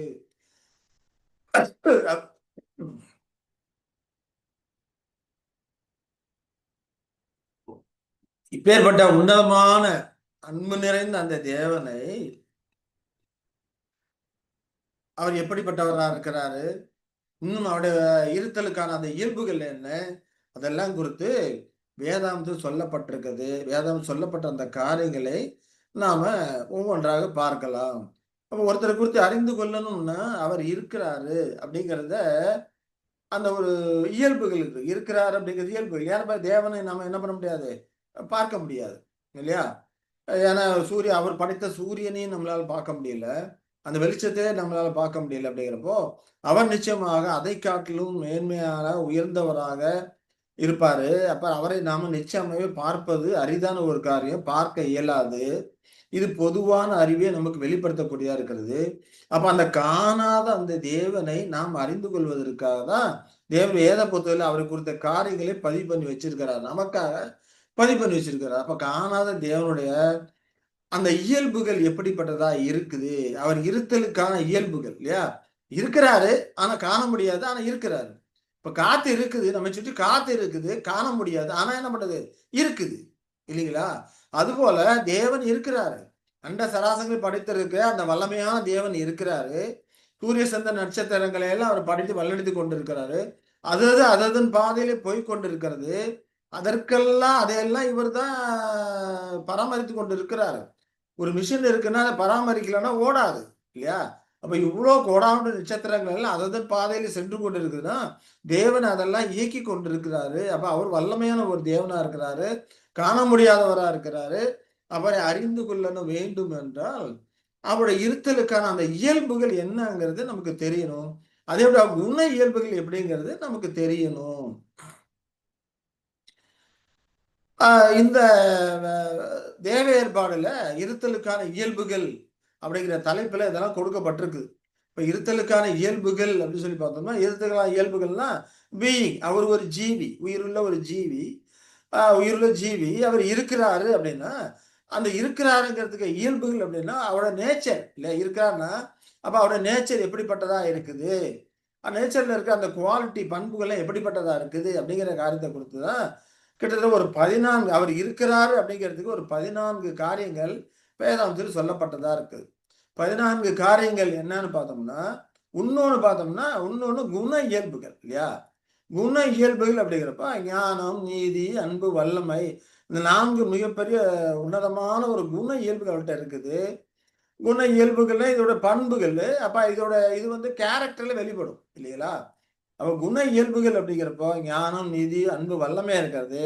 அவருடைய கேரக்டர்ல இது வெளிப்படக்கூடியதா இருக்கிறது. இப்ப அன்புன்னு பார்க்கிறோம் இல்லைங்களா? அன்பு அவருடைய கேரக்டர்ல எப்படி வெளிப்பட்டது? தம்முடைய ஒரே பேரான குமாரனை கொடுத்து இவ்வளவாய் அன்பு கூர்ந்தார் இல்லையா? அன்புங்கிற குண இயல்பு அங்கே அவருடைய கேரக்டர்ல வெளிப்படுது, செயல்பாடா வெளிப்படுது. தம் ஒரே பேரான குமாரனை கொடுத்திருக்கிறாரு. அப்ப அன்பு அங்கே வெளிப்படக்கூடியதாக அங்க இருக்குது அப்படிங்கிறத நம்ம பார்க்கிறோம். அதுபோல ஞானம், நீதி, அன்பு, வல்லமை இந்த காரியங்கள் எல்லாமே அவருடைய கேரக்டர் வெளிப்படக்கூடியதா இருக்குது. அப்ப அவரோட குண இயல்புகள் எப்படிப்பட்டதா இருக்குது அப்படிங்கிறத பார்க்கலாம். அப்ப இந்த ஞானம், நீதி, அன்பு, வல்லமை அப்படிங்கிறப்போ இதுல நாம ஏற்கனவே படிச்சிருக்கிறோம். உயர் பிரதான குணநலன்கள், தாழ்நிலை பிரதான குணநலன்கள், இரண்டாம் நிலை குணநலன்கள், மூன்றாம் நிலை குணநலன்கள் இல்லையா? இந்த காரியங்களை படிச்சிருக்கிறோம். இந்த காரியங்கள் எல்லாம் உயர் பிரதான குணநலன்கள் அந்த காரியங்கள் எல்லாமே இந்த ஞானம், நீதி, அன்பு, வல்லம் இதற்குள்ள உள்ளடக்கமாக அது இருக்குது அப்படிங்கிறத ஏற்கனவே நம்ம படிச்சிருக்கோம். அதுக்கு ஒரு சார்ட் ஒண்ணு இருந்து சார்ட்ட குறித்த காரியங்களை ஏற்கனவே இதுக்கு முன்னமே நம்ம படித்து முடித்திருக்கிறோம். அப்ப இப்போ நாம பார்க்க இருக்கிறது என்னன்னா, இந்த குண இயல்புகளை வந்து நம்ம பார்க்க போறதில்ல. இப்ப நாம பார்க்கிறது இருத்தலுக்கான இயல்புகள் இல்லையா? ஒருத்தர் இருக்கிறாங்கன்னா அவங்களுக்கு குண இயல்புகள் இருக்கு. அவங்க இருத்தலுக்கான இயல்புகள் இருக்கு. இப்ப நாம பார்க்க போறது அவருடைய இருத்தலுக்கான இயல்புகள். அந்த இருத்தலுக்கான இயல்புகள் அப்படிங்கிறப்ப 14 விதமான இயல்புகள் இருக்குது. தேவனுடைய குணத்தோற்றம். குணத்தோற்றம்னா பர்சனாலிட்டி இல்லையா? அப்ப நம்முடைய உள்ளான இந்த குண நலங்கள்லாம் நம்முடைய பர்சனாலிட்டி வெளிப்படக்கூடியதா இருக்கு. அதனாலதான் குணத்தோற்றம். அப்ப இங்க குண இயல்புகள் சொல்றீங்க. அப்ப இங்க குணத்தோற்றம் சொல்லியிருக்கீங்களே அப்படிங்கிறப்போ, இங்க வந்து பர்சனாலிட்டிய குறிக்கக்கூடியதா இருக்கு. உதாரணத்துக்கு பார்த்தோம்னா, இப்ப நாம இருக்கிறோம். நம்ம உள்ளுக்குள்ள நம்ம இருதயத்தில அன்பு, கருணை, இரக்கம் இதெல்லாம் இருந்ததுன்னா, நம்முடைய பார்வை, நம்முடைய முக தோற்றம், முக பாவனை இதெல்லாம் அது ஒரு மாதிரி இருக்கும். உள்ளத்துல சிலருடைய பார்வை இருக்கு. கர்ண கொடூரமா இருக்கும். இல்லைங்களா? கோபம் வரும்போது அந்த முக பாவனை எல்லாமே மாறுபடும். இல்லையா? அப்ப அவங்களுடைய பர்சனாலிட்டிலாம் மாறுபடக்கூடியதா இருக்கு. அப்போ தேவனுடைய குண தோற்றம் அப்படிங்கிறப்ப, அவருடைய பர்சனாலிட்டி அவர் ஒரு பெர்சனா இருக்கிறாரு. அந்த பெர்சனாலிட்டி எப்படிப்பட்டதா இருக்குது இல்லையா? ஒரு பெர்சனாக ஒரு ஆளா இருக்கும்போது அவருடைய பர்சனாலிட்டி அது எப்படிப்பட்டதாக அந்த குண தோற்றம் இல்லையா? எப்படிப்பட்டதா இருக்குது அப்படிங்கிறது தான் இந்த காரியமா இருக்குது. அத நம்ம விரிவா பார்ப்போம் அப்புறம். அதே போல தேவனுடைய சரீரத்துவம் இல்லையா? பர்சனாலிட்டி இருக்குன்னா அதுக்கு ஒரு சரீரம் இருக்கும் இல்லையா? அப்ப சரீரம் எப்படிப்பட்டதா இருக்கு? காணாத தேவனாச்சே. காணாத தேவன் அவருக்கு சரீரம் இருக்குதா? இருக்கும். அப்ப இருக்குது அப்படிப்பட்டதா இருக்குது அப்படிங்கிற காரியம் குறித்து காரியங்கள் பார்க்கணும். அதாவது அவர் இருத்தலுக்கான இயல்புகள் அப்படிங்கிறப்ப அவருக்கு ஒரு சரீரம் இருக்கு. அது எப்படி அந்த சரீரம் எப்படிப்பட்டதா இருக்குது? ஆவிக்குரிய தன்மையா இருக்குது. தேவனுடைய ஆவித்தன்மையா இருக்கு. அதே போல அந்த ஆவித்தன்மை இருக்கும்போது, அது தன்னில் தானே அது தேவனுடைய தன்னில் தானே இருத்தலா இருக்குது. தனக்கு தானே இருந்து கொண்டு இருக்கக்கூடியதா இருக்குது. அதே போல அந்த இருத்தல் அப்படிங்கிற காரியம் தன்னிலே போதுமானதா இருக்கு. தேவனுடைய இருத்தல் அப்படிங்கிற காரியம் தன்னிலே போதுமானதாக இருக்கிறது. அதே போல அந்த இருத்தல் அப்படிங்கிற காரியம் நித்தியத்துவம், நித்திய காலம் இருந்து கொண்டே இருக்கு. தேவனுக்கு ஆதியும் கிடையாது, அந்தமும் கிடையாது. இல்லையா? அனாதி தேவன் படிக்கிறோம். அப்ப ஆரம்பத்திலேருந்து அப்படி இருந்து கொண்டே இருக்க நித்திய காலமாக அவருடைய இருத்தல் அப்படிங்கிறது இருந்து கொண்டே இருக்கு. நித்தியத்துவம் அதான் காட்ஸ் எட்டர்னிட்டி அப்படின்னு சொல்லி எட்டர்னிட்டின்னு சொல்லி நம்ம படிக்கிறோம் இல்லையா? அதே போல அந்த நித்தியத்துவம் வந்து சாவாமையுடையதா இருக்கு. நித்தியத்துவம் அப்படிங்கிறப்ப சாவாமை உடையதா இருக்கு. இமார்டாலிட்டி அதுக்கு சாவு மரணம் அப்படிங்கிறத கிடையாது. சாவாமை உடையதா இருக்குது. அதே போல அவருடைய நேச்சர் கண்ணுக்கு புலப்படாத தேவனுடைய தன்மை. கண்ணுக்கு புலப்படல இல்லையா? இதெல்லாம் இருக்கு கண்ணுக்கு தெரியாது. ஆனாலும் அவர் இருத்தலுக்கான இவ்வளவு இயல்புகள் அங்க இருக்குதுன்னு சொல்லி பார்க்கணும். கண்ணுக்கு தெரியாத அவருடைய தன்மையா இருக்குது. அதே போல தேவனுடைய ஏகத்துவம் யூனிட்டி அப்படி ஏகத்துவத்தை குறித்து அவருடைய இயல்பா இருத்தலுக்கான இயல்பா இருக்குது. அதே போல தேவனுடைய சர்வ வல்லமை அப்படிங்கிறப்போ ஓம்னி பொட்டன்ஸ் அப்படி சொல்றோம் ஆங்கிலத்துல. தேவனுடைய சர்வ வல்லமை. இப்ப இவ்வளவு காரியம் இயக்கி கொண்டிருக்கிறார்னா எப்பேற்பட்ட வல்லமை உடையவராக இருக்கணும் தேவன். அப்படி சர்வ வல்லமை உடையவராக இருக்கிறாரு. அப்ப தேவனுடைய சர்வ ஞானம் அப்படின்னு சொல்லி ஓம்னி சயின்ஸ் அப்படிங்கிறோம். தேவனுடைய ஓம்னி சயின்ஸ் சர்வ ஞானம் அப்படிங்கிறப்போ எவ்வளவு ஞானேந்திர முடியவர்களா இருக்கா. சங்கீதக்காரர் ஒரு இடத்துல சொல்லும்போது முதியோர் இடத்துல ஞானம் இருக்குமே அப்படிங்கிறார். முதியோர் இடத்துல ஞானம் இருக்குன்னா எப்படி? அவர்கள் இத்தனை வருஷம் உயிரோடு இருக்கும்போது அவர்கள் பட்ட அனுபவங்கள் மூலமாக ஞானேந்திரம் உள்ளவர்களா இருப்பாங்க அப்படின்னு சொல்லி சொல்றாரு. அப்ப அவர்களே அப்படி இருக்கும்போது தேவன் நித்தியத்துவமா இருக்கிறார். நித்தியத்துவமா இருக்கும்போது அவருக்கு எவ்வளவு ஞானம் இருக்கும் இல்ல? அது சர்வ ஞானம். இவ்வளோ அண்ட சராசரங்களையும் படைத்து அதெல்லாம் இயக்கி கொண்டு வருகிறாரு. எவ்வளவு ஞானமும் அதெல்லாம் செய்திருப்பாரு அப்படிங்கிற அதெல்லாம் அவருடைய இருத்தலுக்கான இயல்புகளா இருக்குன்னு சொல்லி பார்க்கிறோம். அதே போல தேவனுடைய சர்வ வியாபகம் அப்படிங்கிறப்போ ஓம்னி பிரசன்ஸ் ஒரு இடத்துல இருந்து எல்லா காரியங்களும் செய்து கொண்டிருக்கிறாரு அப்படிங்கிறப்ப சர்வ வியாபகம் அப்படிங்கிற ஓம்னி பிரசன்ஸ் அப்படிங்கிறத அவருடைய இருத்தலுக்கான இயல்பா இருக்குது. அதே போல தேவனுடைய ஈடற்ற உச்ச நிலை சுப்ரீமசி எல்லாத்துக்கும் மேல அவர் ஒருத்தர் தான் இல்லையா? அவருக்கு மேல யாரும் அவருக்கு நிகராகவும் யாரும் கிடையாது, அவருக்கு மேலே யாரும் கிடையாது. அவர்தான் சுப்ரீமசியா இருக்கிறாரு. அப்ப ஈடற்ற உச்ச நிலை அது வந்து அவர் இருத்தலுக்கான ஒரு இயல்பாக அது இருக்குது. அதே போல இவ்வளவுலாம் நம்ம படிச்சு கூட இன்னும் தேவனுடைய ஆலங்கானத்துவம் நிறைய இருக்கு. அன்ஃபேத்தமபிள்னஸ் அப்படிங்கிறப்போ தேவனை குறித்த காரியங்களே ஆழம் காண முடியாத நம்முடைய அறிவுக்கு எட்டாத அநேக காரியங்கள் இருக்கு. அப்ப இந்த விதமாக தேவன் இருத்தலுக்கான இயல்புகளாக ஒரு 14 விதமான இயல்புகளை இங்கே சொல்லப்பட்டிருக்கிறது. அந்த காரியங்களை குறித்து நம்ம ஒன்றாக நம்ம பார்க்கலாம். அப்ப இந்த இயல்புகள்லாம் பார்க்கணும்னா இதைத்தான் நம்ம தேவனுக்கு உன்னதமான இயல்புகள் அப்படின்னு சொல்லி பார்க்கிறோம். அப்ப உன்னதமான இயல்புகள் அப்படிங்கிறப்ப இருத்தலுக்கான இயல்புகள் குண இயல்புகள் இப்ப 2 விதமா இருக்குன்னு சொல்லி பார்க்கிறோம். இப்ப இருத்தலுக்கான இயல்புகள்ங்கிறது அவருடைய தன்மையிலே உறைவிடம் கொண்டிருக்கக்கூடிய அவருடைய பண்புகள். அவருடைய தன்மை என்ன? நேச்சர். அவருடைய நேச்சர்ல உறைவிடமா நேச்சர்ல இருக்கக்கூடிய அவருடைய பண்பு குவாலிட்டி இல்லையா? அவருடைய நேச்சர்ல எந்த விதமான குவாலிட்டி இருக்கு அதை தான் நாம் என்ன பண்றோம்? இருத்தலுக்கான இயல்புகள்னு சொல்றோம். இந்த குணத்தோற்றம், ஆவின் தன்மை, நித்தியத்துவம், சாவாமை இல்லையா? இதெல்லாம் அவருடைய நேச்சர்ல இருக்கக்கூடிய பண்புகளாக அது இருக்குது. அதுதான் இப்ப புரிஞ்சுக்கிறதுக்காக சொல்ல இப்ப இவ்வளோ 14 வகையான அந்த இருத்தல இயல்புகள் இருக்கு. இது எல்லாமே அவருடைய நேச்சர்ல இருக்கக்கூடிய ஒரு குவாலிட்டியா அது இருக்குது அப்படிங்கிறத பார்க்கணும். அதே போல குண இயல்பு அப்படிங்கிறப்போ மனசு டிஸ்பொசிஷன் இல்லையா? மனசார்பிலே உறைவிடமா இருக்கக்கூடிய அந்த குவாலிட்டி அவருடைய மனசார்பில் எந்த விதமான குவாலிட்டி அடங்கி இருக்குது, உறைவிடம் கொண்டிருக்கு அடங்கி இருக்குன்னு சொன்ன சரியான்னு தெரியல. அவருடைய உள்ள உறைவிடம் கொண்டிருக்கு. அவருடைய மனச்சார்புல உறைவிடம் கொண்டிருக்கக்கூடிய அவருடைய பண்புகள் குவாலிட்டி இல்லையா? எப்படிப்பட்டதா இருக்குது அப்படிங்கிறது தான் இந்த குண இயல்புகள் சொல்லி பார்க்கிறோம். இப்ப அதுல பார்த்தோம்னா இருதயம், மனது, வில் இருக்கு. ஹார்ட், மைண்டு, வில் இருக்கு. ஹார்ட்னா நம்ம நம்ம இருதயத்துல பம்ப் பண்ணிருக்கு. அது கிடையாது. பாச பற்று உணர்வுகள், நேச உணர்வுகள்லாம் இருக்கு இல்லையா? அதை தான் நாம் எப்பவுமே இருதயம் இருதயம் நம்ம சொல்லி கொண்டு இருக்கிறோம். அப்ப அந்த அவர்கிட்ட பாச பற்று உணர்வுகள் இருக்கு. ஒரு தாய் தேற்றுக்குள்ள அவர் நம்மை தேற்றுகிறார். வேத வசனங்களை படிக்கிறோம் இல்லையா? பால் கொடுக்கிற தாயானவள் தன் பிள்ளைக்கு இறங்காது இருப்பாள். அவள் இரக்கம் காட்டலனா கூட நான் அவளை காட்டிலும் அதிகமா நேசிக்க அப்படிங்கிறார் இல்லையா? பால் கொடுக்கிற தாயானவள் தன் பாலகனை மறப்பாலோ அவள் மறந்தாலும் நான் மறப்பதில்லை அப்படிங்கிறார். அப்ப எவ்வளவு பாசம் நேசம் அதெல்லாம் அவருடைய இருதயத்தில் இருக்குது. இந்த பாச பற்றுகளை தான் இருதயம்னு சொல்றோம். மனது அப்படிங்கிறப்ப மைண்ட்ல ஓடி எது சரி தப்பு நீதி அநியாயம் இதெல்லாம் சிந்தித்து செயல்படக்கூடிய அந்த மனது இருக்குது. அப்படி வில்லு அப்படிங்கிறப்ப சித்தம். அவருடைய சித்தத்துல நீதி, அன்பு, இரக்கம், உண்மை இது எல்லாமே அடங்கி இருக்கக்கூடியதா இருக்குது. அப்ப குண இயல்பு அப்படிங்கிறப்ப ஹார்ட், மைண்டு, வில்லு.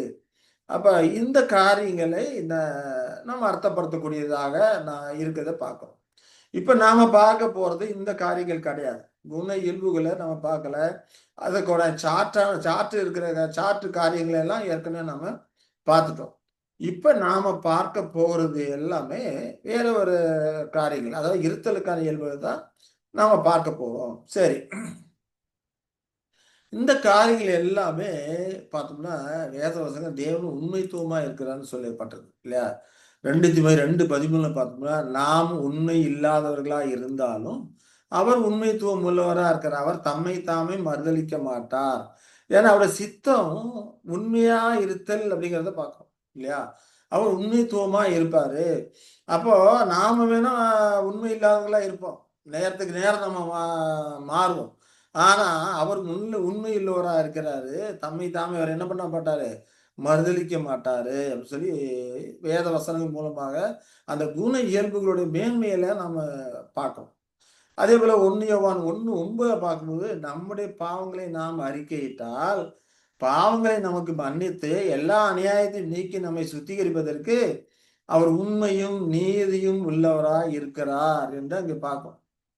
அவர் நம்மை சுத்திகரிக்கக்கூடியவரா இருக்கிறார். உண்மையும், நீதியும் உள்ளவரா இருக்கிறார். நம்முடைய பாவங்களை அறிக்கையிட்டால் மன்னிக்கக்கூடியவரா இருக்கிறார். அப்ப அவருடைய சித்தத்துல நீதி, அன்பு, இரக்கம் இது எல்லாமே இருக்குது. மன்னிப்பு எல்லாமே இருக்குது. அது அவருடைய சித்தமா இருக்குது. அது குணப்பண்பில் இருக்குது அப்படிங்கிறத நம்ம இந்த வேத வசனங்கள் மூலமாக நாம் அறிந்து கொள்ளுகிறோம். சரிங்களா? சரி. இப்ப நாம பார்க்க போறது என்னன்னு பார்த்தா, தேவனுடைய தேவனுடைய இருத்தலுக்கான அந்த இயல்புகள்ல முதல் இயல்பு என்னன்னு பார்த்தோம்னா, தேவனுடைய குணத்தோற்றம். பர்சனாலிட்டி இல்லையா? தேவனுடைய பர்சனாலிட்டி குறித்த காரியங்களை தான் நாம இப்ப பார்க்க போறோம். இப்ப இதுவரைக்கும் நம்ம பார்த்ததெல்லாம் இன்ட்ரோடக்ஷன் தான். இப்பதான் மெயினான அந்த காரியத்துக்கு போகும். சரிங்களா? இப்ப தேவனுடைய குணத்தோற்றம் அப்படின்னு சொல்லி நம்ம பார்க்கணும். இப்ப தேவனுடைய குணத்தோற்றம் அப்படிங்கிறப்போ, இருத்தலுக்கான இயல்புகள்ல முதலாவது இருக்குது. பர்சனாலிட்டி. தேவனுடைய பர்சனாலிட்டி. அப்ப குண இயல்புகள் அப்படிங்கிறப்போ, இருத்தல் அப்படிங்கிற இருத்தலுக்கான குண இயல்புகள். அதே போல நம்ம பார்த்தோம் மைண்டு, ஹார்ட், வில்லு அதற்கான குண இயல்புகள் அது இருக்கக்கூடியதா இருக்குன்னு சொல்லி பார்க்கணும். அதுதான் மொத்தத்துல அவருடைய இயல்புகள் சொல்லி பார்க்கிறோம். அப்ப இதெல்லாம் இருத்தலுக்கான இல்ல ஹார்ட், மைண்டு, வில்லு இதெல்லாம் இருந்தாக்க, அவர் ஒரு பெர்சனா இருக்கணும். இல்லைங்களா?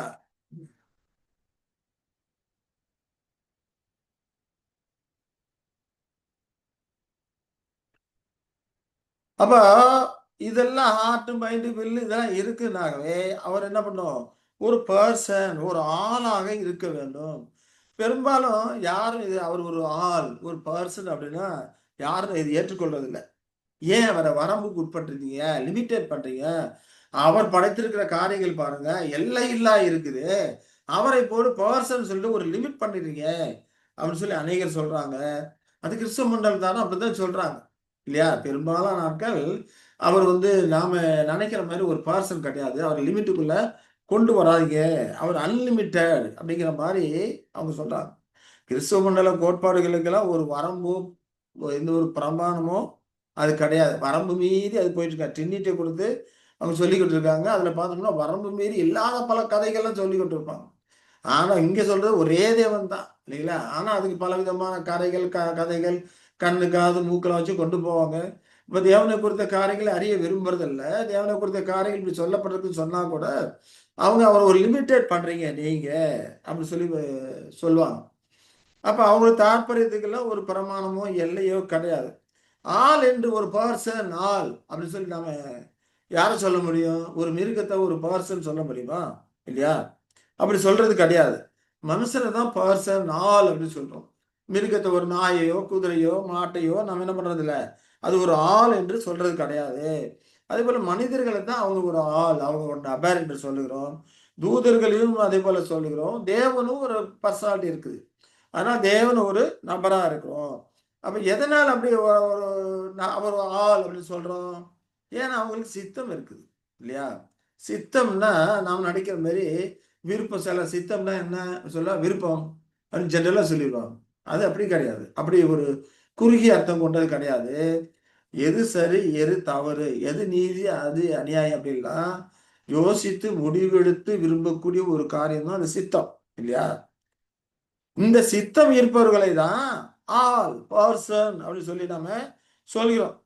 இப்போ மரித்த நிலையில ஒருவன் இருந்தா அவன ஆளுன்னு சொல்லுவோமா? செத்து போயிட்டான் ஒருத்தன். ஆளுன்னு சொல்லுவோமா? ஆளுன்னு சொல்ல மாட்டோம். அவங்கள என்ன சொல்றோம்? பாடி அல்ல பிணம். பிணத்த எப்ப தூக்குவீங்க? பாடி எப்ப அடக்கம் பண்ணுவீங்க? அப்படிதான் சொல்லுவாங்க ஒழிய, செத்துப்போன ஒரு நபரை ஆள் என்று சொல்லி, பேர சொல்லி எப்ப அடக்கம் பண்ணுவீங்க? அப்படிலாம் கேட்க மாட்டாங்க. பாடி எப்ப தூக்க போறீங்க? பணத்த எப்ப அடக்கம் பண்ண போறீங்க? எப்ப குளிப்பாட்ட போறீங்க? பணத்த எப்ப குளிப்பாட்ட போறீங்க? இப்படிதான் பிணம் என்றும் பாடி என்றும் அப்படிதான் அதை சொல்லக்கூடியவர்கள் இருப்பாங்க. அவங்க என்ன சொல்ல மாட்டாங்க, மரித்த நிலையில இருக்கிறவங்கள ஒரு நபர் என்று சொல்வது கிடையாது. ஏன்னா அவர்களுக்கு என்ன இல்லை, வில்லு கிடையாது. அவங்களுக்கு எந்த ஒரு யோசனையுமோ சிந்தனையோ அது கிடையாது, வில்லு கிடையாது. மரித்த நிலையில இருக்கிறாங்க, ஜீவனற்ற நிலையில இருக்கிறாங்க. அவர்களுக்கு பூமியில் நடக்கிற காரியங்கள் எதுவுமே கிடையாது, சித்தம் கிடையாது. எதையும் சீர்தூக்கி பார்த்து விருப்பதோ வெறுப்பதோ அந்தபடிப்பட்ட காரியம் அவரிடத்துல இல்ல. அப்ப ஆகையினால அவர்களை வந்து நபர் என்று சொல்ல முடியாது. அணிகளையும் நபர் என்று சொல்ல முடியாது. இப்ப நாய் இருக்குது, நாயை நபர் என்று சொல்ல முடியாது. ஏன்? அது நல்லது எது கெட்டது எது சீர்தூக்கி பார்க்க முடியுமா? நாய் தான் கக்கினதை தின்னும் இல்லையா? சீர்தூக்கி பார்க்காது. கழுவப்பட்ட பன்றி மறுபடியும் சேத்துல போய் புரளும், சீர்தூக்கி பார்க்காது இல்லையா? அப்ப அதெல்லாம் நபர் கிடையாது, அதுக்கு சித்தம் கிடையாது. அப்ப சீர்தூக்கி பார்த்து யாரு அந்த காரியங்களை முடிவு எடுத்து விரும்புறாங்களோ அவங்களுக்கு தான் என்னது வில்லு அப்படின்னு சொல்லி நம்ம பார்க்குறோம். அந்த வில்லு இருந்தா அங்க என்ன இருக்கணும்? ஹார்ட் இருக்கணும் இல்லையா? ஹார்ட் எதை குறிக்குது? ஆசை, பாசம், பற்றுணர்வுகள் இதை குறிக்கக்கூடியதா இருக்குது. இப்போ வில்லு இருக்கணும், வில்லு இருந்தா அங்க ஹார்ட் இருக்கும் சொல்லி பார்க்குறோம்.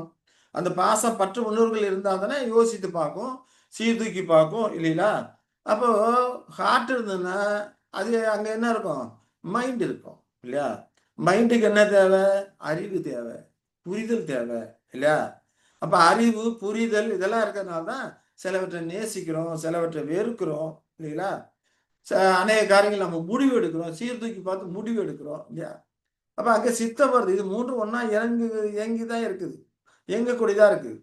அப்ப சீர்தூக்கி பார்க்கிறோம், இந்த அறிவை கொண்டு இந்த பாச பற்றுகளை கொண்டு சீர்தூக்கி பார்க்கிறோம், சித்தம் அங்க முடிவெடுக்குது இல்லைங்களா? அப்ப முடிவெடுக்கும் போது அதுதான் சித்தம் என்று சொல்லுகிறோம். அப்போ இந்த மைண்ட் யோசிக்கிற காரியம், பாச பற்றுணர்வான காரியம் இதெல்லாம் எங்க வெளிப்படும்? சித்தத்துல வெளிப்படக்கூடியதாக அது இருக்குது. அப்ப இதெல்லாம் இருந்தாதான் பர்சன், ஆளு. இதெல்லாம் இருந்தாதான் இதெல்லாம் வெளிப்படும் போது அவங்க பர்சனாலிட்டி. இந்த காரியங்களை வெளிப்படக்கூடிய காரியங்கள் தான் பர்சனாலிட்டி அப்படின்னு சொல்லி நாம சொல்றோம் இல்லையா? எந்த முடிவும் எடுக்கல. ஒரு சிலர் பார்த்தோம்னா எதையுமே முடிவு எடுக்க மாட்டாங்க இல்லையா? இப்ப எதுவுமே முடிவு எடுக்காதவர்களை, முடிவெடுக்க தெரியாதவர்களை நான் என்ன பண்றோம்? வீக் பர்சனாலிட்டின்னு சொல்றோம் இல்லைங்களா? ஏன்னா அவர்களுக்கு தெரியல, அதுல வீக்கா இருக்கிறாங்க. இந்த வில்லு, ஹார்ட், மைண்ட் இந்த காரியங்கள்ல அவர்கள் வீக்கா இருக்கிறாங்க, வீக் பர்சனாலிட்டி என்று நாம சொல்லுகிறோம் இல்லைங்களா? சரி, அப்போ இந்த மைண்டு, ஹார்ட், வில்லு இதெல்லாம் எங்க இருக்குது பார்த்தோம்னா மூளையில இருக்கு இல்லையா? இந்த மைண்டு, ஹார்ட், வில்லுன்னு சொல்றோம் இல்லையா? இதெல்லாம் எங்க இருக்கு? மூளையில இருக்கு. அதற்கான உறுப்பு மூளையில இருக்கிறது. மூளை எங்க இருக்கு? சரீரத்துல இருக்கிறது. அப்போ இந்த வேலையெல்லாம் செய்யணும்னா அதற்கு ஒரு சரீரம் தேவை இல்லைங்களா? சரி, அப்போ இந்த வேலை செய்யறதுக்கான மூளை இருக்கு, அடிப்படை உறுப்புகள் இருக்கு, அது இருப்பதற்கு தேவையான சரீரம் இருக்கு. அப்ப இந்த மூன்றும் ஒன்றுக்கொன்று இசைந்து இணைந்து செயல்படக்கூடியதா இருக்கிறது. அப்ப இதெல்லாம் ஒன்றுக்கொன்று இசைந்து செயல்படணும்னா அதற்கு ஒரு சரீரம் இருந்தாக வேண்டும். அப்படி தேவனுடைய குணத்தோற்றம் பர்சனாலிட்டி இருக்குன்னா அவருக்கு ஒரு சரீரம் இருந்தாக வேண்டும். அப்ப தேவனுக்கு இதெல்லாம் இருக்குது, தேவனுக்கு சித்தம் இருக்குது இல்லைங்களா? யசோதர் சொல்றாரு, உம்மது சித்தத்தின்படி ஆகும் பிதாவை, உம்மது சித்தத்தின்படி ஆகணும். சித்தம் இருக்குது, ஹார்ட் இருக்குது இல்லையா? பாச பற்று உணர்வுகள், நேச உணர்வுகள் இருக்குது. யசோதரத்தை குறித்து தேவன் சாட்சி கொடுக்க, இவரை அன்பார்ந்த நேசகுமாரன் இல்லையா? அவருக்கு அந்த பாசம், பற்று, நேசம் எல்லாமே இருக்குது. திங்க் பண்றாரு, மைண்ட் இருக்குது இல்லையா? திங்க் பண்ணி காரியங்களை முடிவு எடுக்கிறாரு. அப்ப ஞானம், நீதி, அன்பு, வல்லமையெல்லாம் ஒன்றுக்கொண்டு இசைவு இணக்கமாக இருந்துதான் அது முடிவெடுக்கக்கூடியதா இருக்குது. அங்கிற காரியங்களை ஏற்கனவே பார்த்துட்டோம். அப்ப இதெல்லாம் இருக்குதுன்னா அவர் ஒரு பர்சன், ஆளு. அவர் பர்சன் ஆளா இருக்குன்னா அவருக்கு ஒரு சரீரம் இருக்குது இல்ல? அப்ப சரீரம் இல்லைன்னா பர்சனாலிட்டி வேலை செய்யாது. அப்ப மூளை இருக்கணும் இல்லையா? சரீரம் இருக்கும்போது மூளை இருக்கணும். மூளை இருந்தா அதற்கான கெப்பாசிட்டி இருக்கணும் இல்லையா? அப்போ அப்பனா ஒரு கேள்வி வருது, சரீரம் இருக்கிற எல்லாமே பர்சனா இல்லையா? ஒரு கேள்வி வருது இல்லையா? மிருகங்களுக்கு சரீரம் இருக்குது, ஆனா வில்லு கிடையாது. சீர்தூக்கி பார்த்து முடிவெடுத்து செயல்படக்கூடிய அந்த வில்லு கிடையாது இல்லைங்களா? அதே போல மீன் இருக்கு இல்லையா? மீனுக்கு சரீரம் இருக்கு இல்லையா? மீனுக்கு தீர்மானங்கள் எடுக்க தெரியுமா? எது சரி, எது தப்பு, எது நீதி, அது அநீதி, சீர்தூக்கி பார்த்து தீர்மானம் எடுத்து முடிவு எடுக்குமா? எடுக்காது. ஆனா அதற்கு ஆகாரத்துக்கு தேவையான மட்டுமே அது மூளையில இருக்குது. ஆகாரத்தை எப்படி கேப்சர் பண்ணணும், எப்படி சாப்பிடணும், எப்படி வேட்டையாடணும், மிருகங்கள் இருக்குன்னா எப்படி அதை வேட்டையாடணும், ஆகாரத்துக்கு தேவையானதை எப்படி வேட்டையாடணும், அதற்கு தேவையானது காரணங்கள் மட்டுமே இருக்க ஒழிய சீர்தூக்கி பார்த்து விருப்பு வெறுப்பு செய்யக்கூடிய அந்த வில்லு அதற்கு கிடையாது இல்லையா? அப்ப மீனுக்கு தீர்மானம் எடுக்க தெரியாது. ஆகாரத்துக்கு தேவையானது மட்டுமே மீனுக்கு, மிருகங்களுக்கெல்லாம் ஆகாரத்துக்கு தேவையானது மட்டுமே அதனுள்ள அந்த மூளையில இருக்குன்னு சொல்லி பார்க்கிறோம். அப்போ வில்லு அப்படிங்கிறப்போ நன்மை தீமை என்று முடிவெடுத்து தீர்மானங்கள் செய்து செயல்படுவதற்கு மனிதர்களுக்கும் தேவதூதர்களுக்கும் தேவனுக்கும் மட்டும்தான் இருக்கக்கூடிய ஒரு காரியமா இருக்குது. தேவன் தம்மிடத்தில் இருக்கக்கூடிய அந்த காரியங்களை மனிதர்களுக்கும் தேவதூதர்களுக்கும் தேவ சாயலாக தேவன் அனுக்கிரகமாக கிருவியாக அவர்களுக்கும் கொடுத்திருக்கிறார். மனிதனோ தேவதூதர்களையோ அவர்கள் ஒரு மிஷினாகவோ இல்லது மிருகங்களை போல படைச்சிருக்கலாம். ஆனா அப்படி படைக்கல. தேவ சாயலாக படைத்திருக்கிறார். அவர் எப்படி இந்த வில்லு, ஹார்ட், மைண்ட் எல்லாம் இருக்கக்கூடிய ஒரு சித்தம் இருக்கக்கூடியவரா இருக்கிறாரோ, அதே விதமாக தான் அவர்கள் தேவதூதர்களையும் மனிதனையும் படைத்தார். அது தேவ சாயலாக இருக்கிறது. அப்போ தேவனுடைய ஆள் தத்துவம் பர்சனாலிட்டி அப்படிங்கிறப்ப எதை சொல்றோம்? அவருடைய வில்லு, ஹார்ட், மைண்டு இந்த காரியங்களை தான் சொல்லக்கூடியதா இருக்கிறோம். அதை செய்ய அவருக்கு உறுப்புகள் இருக்குது. அதற்கு ஒரு சரீரமும் அவருக்கு உறுப்புகள் இருந்தா அதற்கு ஒரு சரீரம் அவர் இருக்க வேண்டும். அப்ப சரீரம் இருக்குன்னோனே உடனே நாம நம்மளை போன்ற ஒரு சரீரம்னு நாம் நினைச்சிடக்கூடாது இல்லைங்களா? அதோடைய தன்மை, குவாலிட்டி அது எல்லாமே வேறையா இருக்கு. மூளை இருக்குன்னு சொன்னோனே நமக்கு இருக்கிற மாரியும் மூளை இருக்கும். இந்த விதமா கண்ல பார்க்க மாரி இருக்கும். அப்படின்னு நம்ம நினைக்க கூடாது. அவர் எந்த விதமான தன்மை உள்ளவரா இருக்கிறாரோ, அதற்கு தகுந்த விதமான அந்த உறுப்புகள் அங்கே இருக்கக்கூடியதா இருக்குது. அது செயல்படக்கூடியதா இருக்குது அப்படின்னு சொல்லி நம்ம புரிந்து கொள்ளணும். சரி, இப்ப இத புரிந்து கொள்வதற்கு இன்னும் சில காரியங்களை நாம பார்க்கலாம். ஏன்னா பர்சனாலிட்டி அப்படிங்கிறப்போ, அது முக்கியமான ஒரு காரியமா இருக்குது. சரி, இப்ப பார்த்தோம்னா மைண்ட் இருக்கு இல்லைங்களா? இப்ப மைண்ட் இருக்குன்னா, அது வேலை செய்வதற்கு தேவையான ஆர்கான்ஸ் இருக்கு. அதுதான் என்ன பண்றோம்? இன்டலெக்ட் அப்படின்னு சொல்லி பார்ப்போம். அந்த ஆர்கான்ஸுக்கு தேவையான ஆற்றல் இருக்குது. அறிவாற்றலும் இருக்குது இல்லையா? அப்ப இப்படிதான் இது மைண்டுக்குள்ள இருக்குது. மைண்டு அப்படிங்கிறப்போ, அதற்கு தேவையான ஒரு உறுப்பு இருக்குது. அதற்கு ஒரு ஆற்றல் இருக்குது. இன்டலெக்ட்ன்னு சொல்றோம் ஆங்கிலத்துல அத. அதுவும் அறிவாற்றல் அப்படின்னு சொல்லி பார்க்கிறோம். இல்லைங்களா? சரி. இது இருந்தா மட்டும் போதுமா? பத்தாது. அதற்குள்ள சில கன்டென்ட் இருக்கும். இல்லைங்களா? ஆர்கான்ஸ் இருக்கு, இன்டெலெக்ட் அறிவாற்றல் இருக்கு. அதற்குள்ள சில கன்டென்ட் இருக்கணும். உள்ளடக்கமா சில காரியங்கள் இருக்கு. என்னது? நாலேட்ஜ். அதான் நாலேட்ஜ்ங்கிறோம். அறிவு. அறிவு சம்பந்தமான சில கன்டென்ட் அதுக்குள்ள இருக்குது. அப்போ உறுப்பு இருக்குது. அதுக்கு ஒரு ஆற்றல் இருக்கு. அறிவு சம்பந்தமான காரியங்கள அது உணர்ந்து கொள்ளுது. நம்ம படிக்கிறோம், போறோம், வர்றோம் இல்லையா? நெறைய காரியங்கள் படிக்கிறோம். வேதாந்தம் படிக்கிறோம். தேவனை குறித்த காரியங்கள படிக்கிறோம்.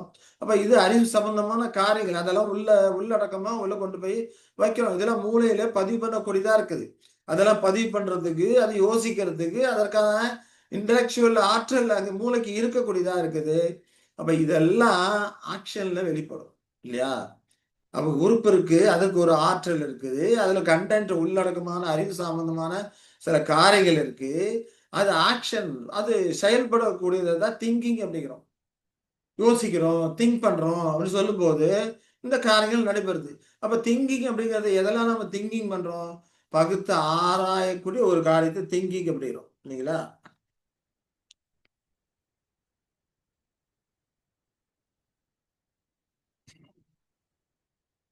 அதே போல சில காரியங்களை படித்து புரிந்து கொள்கிறோம். அதை புரிதல் இருக்குது. படித்த காரியங்களை ஞாபகப்படுத்திக் கொள்கிறோம். இதெல்லாம் என்ன பண்றது? அங்க திங்கிங் அப்படிங்கிற காரியம்ல வரக்கூடியதா இருக்குது அப்படின்னு சொல்லி நம்ம பார்க்கிறோம். அப்ப இவைகள் எல்லாம் சேர்ந்து தான் என்னது? மைண்டு இல்லையா? நமக்கு ஒரு மைண்ட் இருக்குது அப்படின்னா, மைண்டுல இவ்வளவு காரியம் இருக்குது. அதுக்கு ஆர்கான் இருக்கு, அதுக்கு ஒரு ஆற்றல் இருக்கு, அதுல தகவல்கள் இருக்கு இல்லையா? நாலேஜ் அப்படிங்கிறப்ப அறிவு, அதுக்கு சில தகவல்கள் இருக்குது. அதெல்லாம் இருக்கும்போது ஆக்ஷன் திங்கிங் செயல்படுது, செயல்படுத்துல வர்றது தான் நம்ம யோசிக்கிறோம், திங்க் பண்றோம் அப்படிங்கிறது. அப்ப இந்த காரியங்கள் தான் பகுத்து ஆராயக்கூடிய காரியங்கள். திங்கிங்னா அதுல என்ன இருக்கு? பகுத்து ஆராயணும், புரிஞ்சு கொள்கிறோம், ஞாபகப்படுத்திக் கொள்கிறோம். இதெல்லாமே செயல்பாடுகளாக அது வெளிப்படுகிறது. இது எல்லாமே சேர்ந்தது தான் மைண்டு அப்படின்னு சொல்லி நம்ம பார்க்கிறோம். சரி, இப்ப இது ஓரளவுக்கு புரிஞ்சிருக்கும்னு நினைக்கிறேன். இந்த கல்வி எதுக்காக படிக்கிறோம் இதெல்லாம்? இது எல்லாமே தேவனுக்கு இருக்குது இல்லையா? அவரோட பர்சனாலிட்டி வெளிப்படுது. அதுக்காக தான் நாம இந்த காரியங்களை படிக்கிறோம். நமக்கு இருக்கிற உறுப்புகளை குறித்து, நமக்கு இருக்கிற காரியங்களை குறித்து, செயல்பாடுகளை குறித்து பார்த்தோம்னா, உன்னதமான தேவனுடைய காரியங்கள் எவ்வித விட எவ்வளவு மேன்மையாக உன்னதமாக இருக்கும் என்று நாம புரிந்து கொள்ள முடியும். ஏன்னா மனிதன் தேவ சாயலே உண்டாக்கப்பட்டிருக்கிறான் இல்லையா? மனிதன் தேவதூதர் எல்லாமே தேவ சாயல உண்டாக்கப்பட்டவர்களாக இருக்கிறாங்க. ஆகையினால அவர்களுக்கு இந்த காரியங்கள் எல்லாமே இருக்குது இல்லையா? அப்ப இதெல்லாம் இருக்குதுன்னா, இதை காட்டிலும் அதிகமாக தேவனுக்கு இருக்கும் அப்படிங்கிறத புரிந்து கொள்ளணும். சரி, இப்ப மைண்ட் இருக்குன்னு சொல்லி பார்த்தோம். மைண்ட் இருந்தா அது தொடர்ந்து என்ன இருக்கணுங்க? ஹார்ட் இருக்கணும் இல்லையா? இப்ப ஹார்ட் இருக்குன்னா, அதற்கு ஒரு உறுப்பு இருக்குல்ல, அதான் சென்சிபிலிட்டி அப்படின்னு சொல்றோம். ஹார்ட்ங்கிறது பாச, பற்று, உணர்வுகள் இத தான் ஹார்ட்ன்னு சொல்றோம். ஹார்ட் இருக்குன்னா அதுக்கு சென்சிபிலிட்டி இருக்கணும் இல்லையா? சென்சிபிலிட்டினா உணர்வு, உணர்ச்சி, உணர்வுகள் இல்லையா? பாசம், பற்று, நேசம் இதெல்லாம் உணர்வு தானே? ஒரு உணர்வு. அப்ப அதுக்கு அதுக்கு ஒரு உறுப்புகள் இருக்கணும் இல்லையா? அப்ப அதான் சென்சிபிலிட்டின்னு சொல்றோம். அது மூளையில சென்சிபிலிட்டிக்கு சில உறுப்புகள் இருக்கக்கூடியதா இருக்கிறது. அதேபோல அந்த உறுப்புகள்ல சில கன்டென்ட் இல்லையா? எப்படி மைண்ட்ல சில கன்டென்ட் இருக்குதோ, அதேபோல அந்த உறுப்புகளுக்கு சில கன்டென்ட் இருக்குது. அதான் நேச சாய்வுகள். மனைவி, பிள்ளைகள், பெற்றோர்கள், வீடு இல்லையா? அந்தஸ்து எல்லாத்துலயும் நமக்கு ஒரு பாச பற்றுணர்வு இருக்கும் இல்லையா? அப்ப இதெல்லாம் சென்சிபிலிட்டீஸ், நேச சாய்வு இதெல்லாம் இந்த உறுப்புகள் இருக்கக்கூடிய அந்த கன்டென்ட்ஸா இருக்குது. இது ஆக்ஷன்ல எப்படி வெளிவரும்? ஃபீலிங்கா வெளிவரும் இல்லையா? அததான் ஃபீலிங். உணர்வுன்னு சொல்லி சொல்றோம். இந்த ஃபீலிங்கும் 3 விதமா இருக்குது. ரிலிஜியஸ் சம்பந்தமான ஃபீலிங் இல்லையா? மாரல் சம்பந்தமான ஃபீலிங், ஆர்டிஸ்ட் சம்பந்தமான ஃபீலிங் இருக்குது அப்படின்னு சொல்லி பார்க்கிறோம்.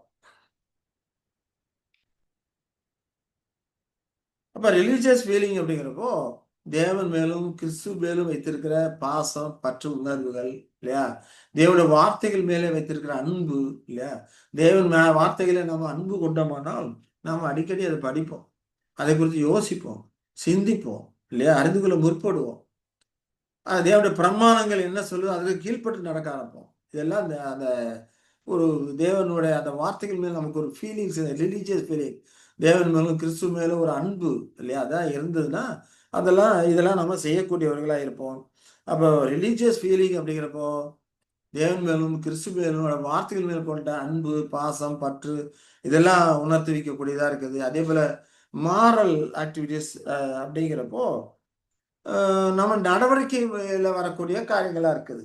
நம்ம நம்ம சுயத்தின் மேல, உலகத்தின் மேல வைத்துள்ள அந்த பாசம், பற்று இல்லையா?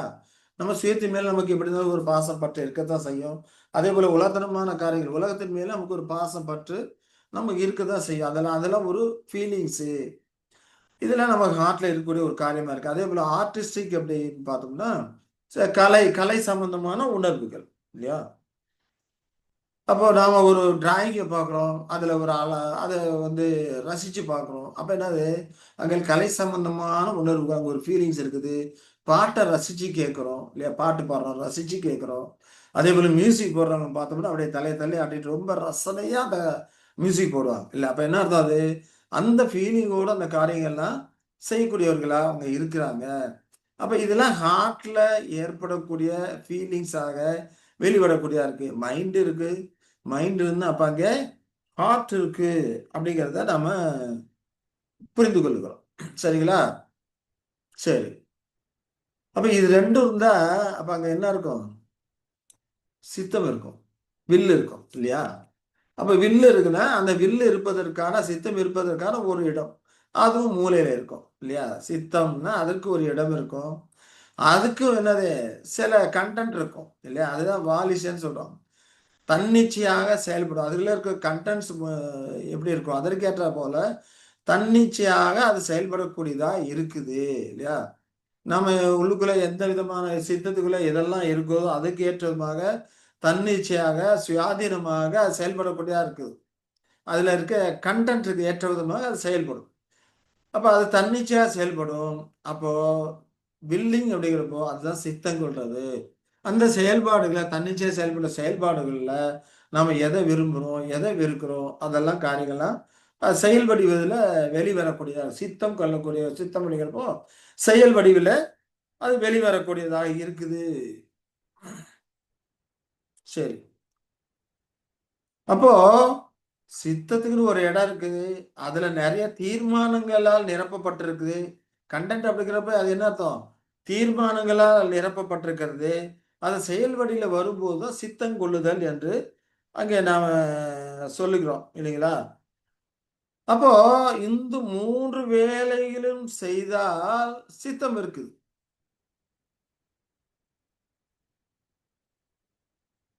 அப்ப இந்த காரியங்கள் எல்லாம் சேர்ந்து தான் மைண்டுன்னு சொல்லி பார்க்குறோம். இல்லையா? மைண்டு இதெல்லாம் சேர்ந்தது தான் காரியம். மைண்டு இதெல்லாம் எங்க நடைபெறுது? மைண்டுல தான் நடைபெறக்கூடிய ஒரு காரியமாக அது இருக்கிறது. இது தேவனுக்கும் இருக்கிறது. இல்லையா? அப்ப இது ஞானம் அப்படிங்கிறப்போ, அது எங்க இருக்குது? மைண்ட்ல தான் இருக்குது. இல்லைங்களா? அப்புறம் தேவனுடைய ஞானம் நாலேட்ஜ்ன்னு படிக்கிறோம் இல்லையா? அறிவு எங்க இருக்குது? மைண்ட்ல இருக்குது. அப்ப தேவனுடைய ஞானம் அப்படிங்கிறப்போ, அதற்கு ஒரு எல்லையே இல்லாத ஒரு ஞானம் அங்க இருக்குது அப்படின்னு சொல்லி பார்க்கிறோம். இப்ப இதுவரைக்கும் நாம தேவனுடைய பர்சனாலிட்டி இப்ப இதெல்லாம் இருந்தா அவருக்கு ஒரு பர்சனாலிட்டி இருக்குது. பர்சனாலிட்டிக்குள்ள இதெல்லாம் இருக்குது அப்படின்னு சொல்லிட்டு, இத புரிந்து கொள்வதற்காக இந்த டயகிராம் போட்டு அந்த மைண்டு, ஹார்ட், வில்ல கொடுத்து பார்த்தோம். இல்லைங்களா? அப்ப தேவனுடைய ஞானம் இல்ல உள்ளடக்கமான கன்டென்ட்ஸ்ல இருக்கிற மைண்ட் இருக்குன்னா, அப்ப கன்டென்ட்ஸ் இருக்கும். அப்ப தேவனுடைய ஞானத்துக்கு ஒரு எல்லையே இல்லாத, வரம்பு இல்லாத ஒரு ஞானமா இருக்கு. அதெல்லாம் நம்முடைய அறிவில கொண்டு வர முடியாது. ஆழங்காணாத ஞானம் அங்க இருக்குது. இப்போ யோசுவா அதுக்கான வேத வசனங்கள் சில பார்க்கலாம். நம்ம வெறுமனே இத மட்டும் பார்த்துக்கிட்டா பத்தாது. வேத வசனங்கள் மூலமா தான் இந்த காரியங்கள நம்ம பார்க்கணும். இப்ப வேத வசனங்கள்னு சொல்லி நம்ம பார்த்தோம்னா, அவருடைய ஞானத்தை குறித்து இல்லையா? கன்டென்ட் அப்படிங்கிறப்போ நாலேட்ஜ் இருக்குது. அதுல உள்ளடக்கமா நெறைய காரியங்கள் இருக்கு பைபிள்ல. அப்ப இந்த காரியங்களை குறித்து யோசுவா 22, 22 அதுல என்ன சொல்றான்னு பார்த்தோம்னா, தேவாதி தேவனாகிய கர்த்தர் தேவனாகிய கர்த்தரே அதை அறிந்திருக்கிறார். இஸ்ரவேலரும் அறிந்து கொள்வார்கள். அது இரண்டகத்தினாலாவது கர்த்தருடைய கட்டளைக்கு விரோதமான துரோகத்தினாலாவது செய்யப்பட்டதானால் இந்நாளில் அவர் எங்களை காப்பாற்றாமல் இருக்க கடவுள் அப்படிங்கிறார். எந்த சூழ்நிலையில இதை செய்யறாங்க சொல்றாங்க அப்படின்னு சொல்லி பார்த்தோம்னா, யோர்தானுக்கு அந்த கரையில இருக்கும்போது அவர்கள் ஒரு பலிபீடம் கட்டுறாங்க. தேவனாய கர்த்தருக்கு பலிபீடமுடைய யோர்தானுக்கு அந்த புறத்துல இருக்கிறவங்க பலிபீடம் கட்டுறாங்க. அப்ப இவங்க வந்து தேவனுக்கு விரோதமா நீங்க பலிபீடம் கட்டுறீங்கன்னு சொல்லிட்டு யோர்தானுக்கு அக்கறை இன்னொரு கரையில இருக்கிறவங்க கேட்கும்போது அவங்க என்ன சொல்றாங்க, எங்களுக்கு பின்னால வரக்கூடிய சந்ததியார் எங்களுக்கும் உங்களுக்கும் எந்த ஒரு சம்பந்தமும் இல்லைன்னு சொல்லிடக்கூடாது. ஆகையினாலதான் இந்த பலிபீடத்தை கர்த்தருடைய பலிபீடம் மாதிரிக்கு ஒண்ணு கட்டி வைக்கிறோமே ஒழிய நாங்கள் பலியிடுவதற்காக மற்ற காரியங்களுக்கோ இதை பண்ணல. அப்போ இந்த காரியத்தை தேவாதி தேவனாய் கர்த்தர் அறிந்திருக்கிறார். எங்களுடைய இருதயத்தை அவரே அறிந்திருக்கிறாரு. இது துரோகத்தினாலோ தேவனுக்கு விரோதமான ரெண்டகத்தினாலோ செய்யப்பட்ட காரியம் அல்ல. அப்படிங்கிறத எங்களுடைய இருதயங்களை தேவன் அறிந்திருக்கிறார் அப்படின்னு சொல்லிட்டு அங்க சொல்றதை நாம பார்க்கிறோம். அதே போல சங்கீதக்காரர் சொல்லும்போது சங்கீதம் 44, 21 சொல்லும்போது தேவன் அதை ஆராய்ந்து விசாரியாது இருப்பாரோ, இருதயத்தின் அந்தரங்கங்களை அவர் அறிந்திருக்கிறாரே. இல்லையா? ஒவ்வொரு மனிதனுடைய இருதயத்தோட அந்தரங்கங்களையும் அவர் அறிந்திருக்கிறாரு. அப்ப அவருடைய நாலேஜ் இல்லையா? அவரோட அறிவு அப்படிங்கிறப்போ பூமியிலே கோடானு கோடி மக்கள் இருக்கிறாங்க. இல்லையா? தேவதூதர்களும் அதே போல கோடானு கோடி பேர் இருக்கிறாங்க. எல்லாருடைய இருதயத்தின் அந்தரங்கங்களையும் அவர் அறிந்திருக்கிறார் அப்படிங்கிறப்போ அவருடைய நாலேஜ ஒரு குறிப்பிட்ட வரம்புக்குள்ள நம்ம கொண்டு வர முடியுமா? இல்லையா? அதை எல்லாமே ஞாபகத்தில் வைத்துக்கிறது அவருக்கு எளிதான ஒரு காரியம். இல்லையா? ஒவ்வொருத்தருடைய இருதய நினைவுகளையும் அவர் அறிந்திருக்கிறாரு. அவருக்கு இது எளிதான ஒரு காரியமா இருக்கிறது. ஆனா அநேகர் சொல்லலாம் இந்த பிரபஞ்சம் தான் தேவன் இல்லையா, இந்த இயற்கை தான் தேவன் அப்படின்னு சொன்னாக்க அவருக்கு இதெல்லாம் இருக்குதா, பர்சனாலிட்டி இருக்குதா? கிடையாது. இயற்கை தேவன் கிடையாது. இயற்கையை உருவாக்கி அதை செயல்படுத்தி கொண்டிருக்கிற வல்லமையான ஒரு பவர்ஃபுல் பர்சன் தான் தேவன், காட் அப்படிங்கிறத நாம புரிந்து கொள்கிறோம். அப்ப இயற்கை ஒரு இயற்கை வந்து பிரபஞ்சம் தான் தேவன் சொன்னோம்னா, அவர் பர்சனாலிட்டி இல்லாத அவரை பர்சனாலிட்டி இல்லாத ஒரு ஜடமாக நாம ஆக்கக்கூடியவர்களா இருப்போம். அது நிச்சயமா அவருக்கு மகிமைக்குறைவு ஏற்படுத்தக்கூடிய ஒரு செயலாக இருக்கிறது அப்படின்னு சொல்லி நாம பார்க்கிறோம். சரி.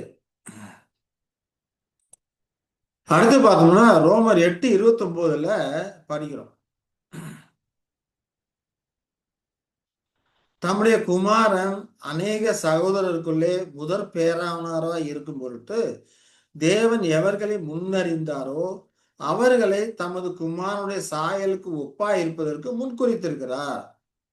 அப்ப எவர்களை முன்னறிந்தார்களோ இல்லையா, குமாரன் அநேக சகோதரர்களும் முதற் பேரான இருக்கப்பட்டு தேவன் எவர்களை முன்னறிந்தாரோ குமாரனுடைய சாயலுக்கு ஒப்பா இருக்கிறது முன் குறித்திருக்கு. அப்போ இந்த முன்குறிக்கப்பட்ட காரியங்கள்லாம் எப்பவே குறிச்சிட்டாரு. உலக தோற்றத்துக்கு முன்னமே குறிக்கப்பட்ட ஆட்டுக்குட்டி சொல்றோம். உலக தோற்றத்துக்கு முன்னமே இவர் முன்னறிந்திருக்கிறார் சொல்லி இங்க சொல்றதை நாம பார்க்கிறோம்.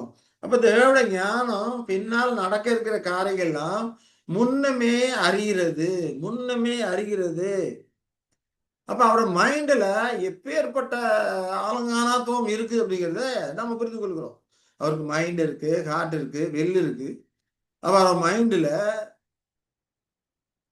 பின்னால் நடக்கக்கூடிய காரியங்களை எல்லாத்தையும் முன்னெடுத்திருக்கிறாரு இல்லையா, முன்னமே அவருக்கு தெரியும்.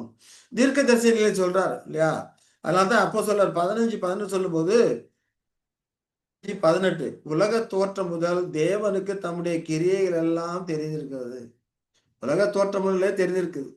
பின்னால என்ன நடக்கும், எந்த காலகட்டத்துல, எந்த நிமிஷத்துல, எந்த செகண்ட்ல எது எப்படி நடக்கும், என்ன நடக்கும் எல்லாத்தையும் அவர் அறிந்திருக்கிறார். உலக தோற்றம் முதலே தம்முடைய கிரிகள் எல்லாம் அறிந்திருக்கிறார், அவருக்கு தெரிந்திருக்கிறது. அப்படி தெரிந்திருக்கிறதுனால தான் தீர்க்க தரிசனங்களை கொடுக்கிறார். தீர்க்க தரிசனங்களை தம்முடைய பரிசுத்த தமிழால் தெரிந்து கொள்ளப்பட்ட பரிசுத்தமான ஆட்கள் மூலமாக அந்த தீர்க்க தரிசனங்களை அவர் கொடுக்கிறார் இல்லையா. நம்முடைய பரிசுத்த ஆவின் மூலமாக அவருக்கு கொடுக்கிறார். பின்னால இது இது நடக்கும் போகும் சொல்லி அவர் கொடுக்கிறாரு. அவர் கொடுத்ததுனால அவர் சொன்னதெல்லாம் நடக்கல. பின்னால் நடக்க போவதை அவர் அறிந்திருக்கிறார். அவருடைய ஞானம் அறிந்திருக்கிறது, அவர் மைண்ட் அறிந்திருக்கிறது. அதுக்குள்ள ஒரு கண்டென்ட்டா அதெல்லாம் இருக்குது.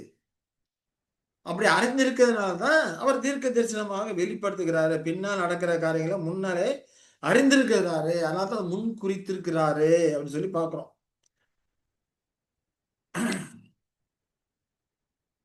அப்போ அவருடைய ஞானத்தை குறித்து இவ்வளவு அளவிட முடியாத ஒரு ஞானமா இருக்குங்கிறத நாம பார்க்கிறோம். இதெல்லாம் தேவனுடைய முன்னறிவு. இதெல்லாம் எங்க இருக்குது? அவர் மைண்ட்ல இருக்குது. நம்ம மைண்ட்ல அதற்கான கண்டென்ட் இருக்குன்னு நம்ம பார்த்தோம், நாலேஜ் இருக்குன்னு பார்த்தோம். அதை தான் இப்ப நம்ம பார்க்கிறோம். இங்கே தேவனுக்கு அப்படிப்பட்ட கண்டென்ட் உள்ளார நிறைய காரியங்கள் அது இருக்குது அப்படிங்கிறத பார்க்கிறோம். அதே போல ஹார்ட் இல்லையா, தேவனுடைய ஹார்ட் இருதயம் அப்படிங்கிறப்போ பாசம், பற்று, நேச உணர்வுகள் இருக்கு இல்லைங்களா. அதற்கு நம்ம வேத வசனங்களை பார்ப்போம். சங்கீதம் 103:13 பார்க்கும்போது அவர் என்ன சொல்றாரு?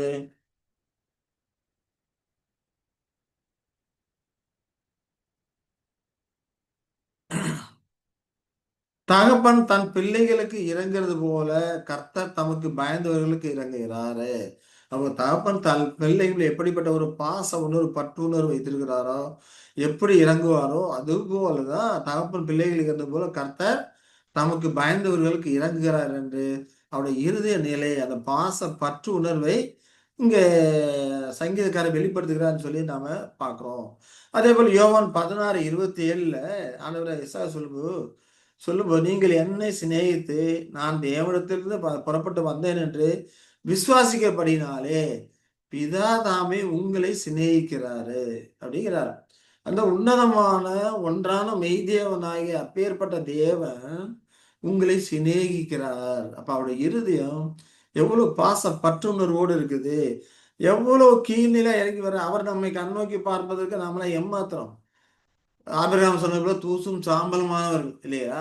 அப்பேற்பட்ட நம்மை கண்ணோக்கி பார்த்து நம்மை சிநேகிக்கிறார் அப்படிங்கிறப்போ நிச்சயமா அவருடைய பாச உணர்வுகள் இதை வெளிப்படக்கூடியதாக இருக்குதுன்னு சொல்லி பார்க்கிறோம்.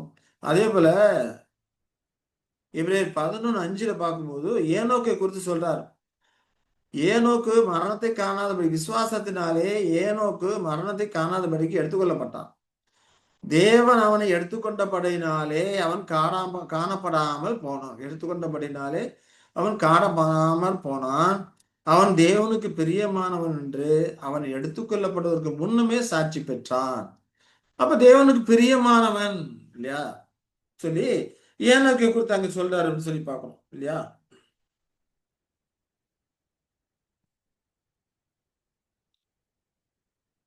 அப்ப இதெல்லாம் எதை குறிக்கூடாது? தேவனுடைய பாச பற்று உணர்வுகள், அவருடைய இருதயத்தில் இருக்கக்கூடிய நேசங்கள், அவ்வளோ கண்டென்ட்ஸ் அவரு அந்த இருதயத்துக்குள்ள இருக்குது அப்படிங்கிறத நாம புரிந்து கொள்கிறோம் இல்லைங்களா. இப்ப இங்க பார்த்த மாதிரி அவருடைய இருதயத்துக்குள்ள என்ன இருக்கு? அதுலயும் கண்டென்ட் இருக்கு, சென்சிபிலிட்டி இருக்குது, நேச சாய்வுகள் இருக்குது, ஃபீலிங்ஸ் இருக்குது இல்லையா. ஃபீலிங்ஸ் எல்லாம் வெளிப்படுது அப்படின்னு சொல்லி நம்ம பார்க்குறோம். அதே போல இந்த கண்டென்ட்ஸ் எல்லாம் அங்க இருக்குது அப்படிங்கிறத நாம புரிந்து கொள்கிறோம். சரி, அடுத்ததா பார்த்தோம்னா யாத்திராகமம் 20:5 பார்க்கும்போது, யாத்திராகமம்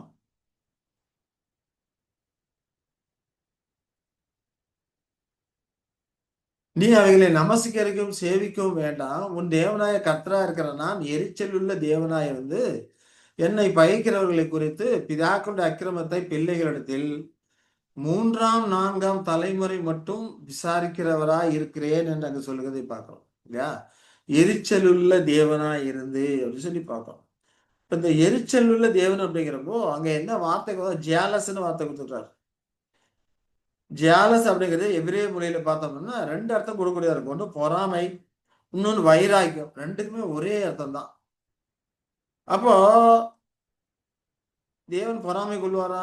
கொல்ல மாட்டார். ஏன்னா அவருக்கு மேலாக யாருமே கிடையாது. அப்படிங்கிறப்போ அதற்கு வாய்ப்பே இல்லை. ஆனா எரிச்சல் உள்ள தேவனா இருந்து அப்படிங்கிறப்ப இது சரியா தான் இருக்கு இல்லையா.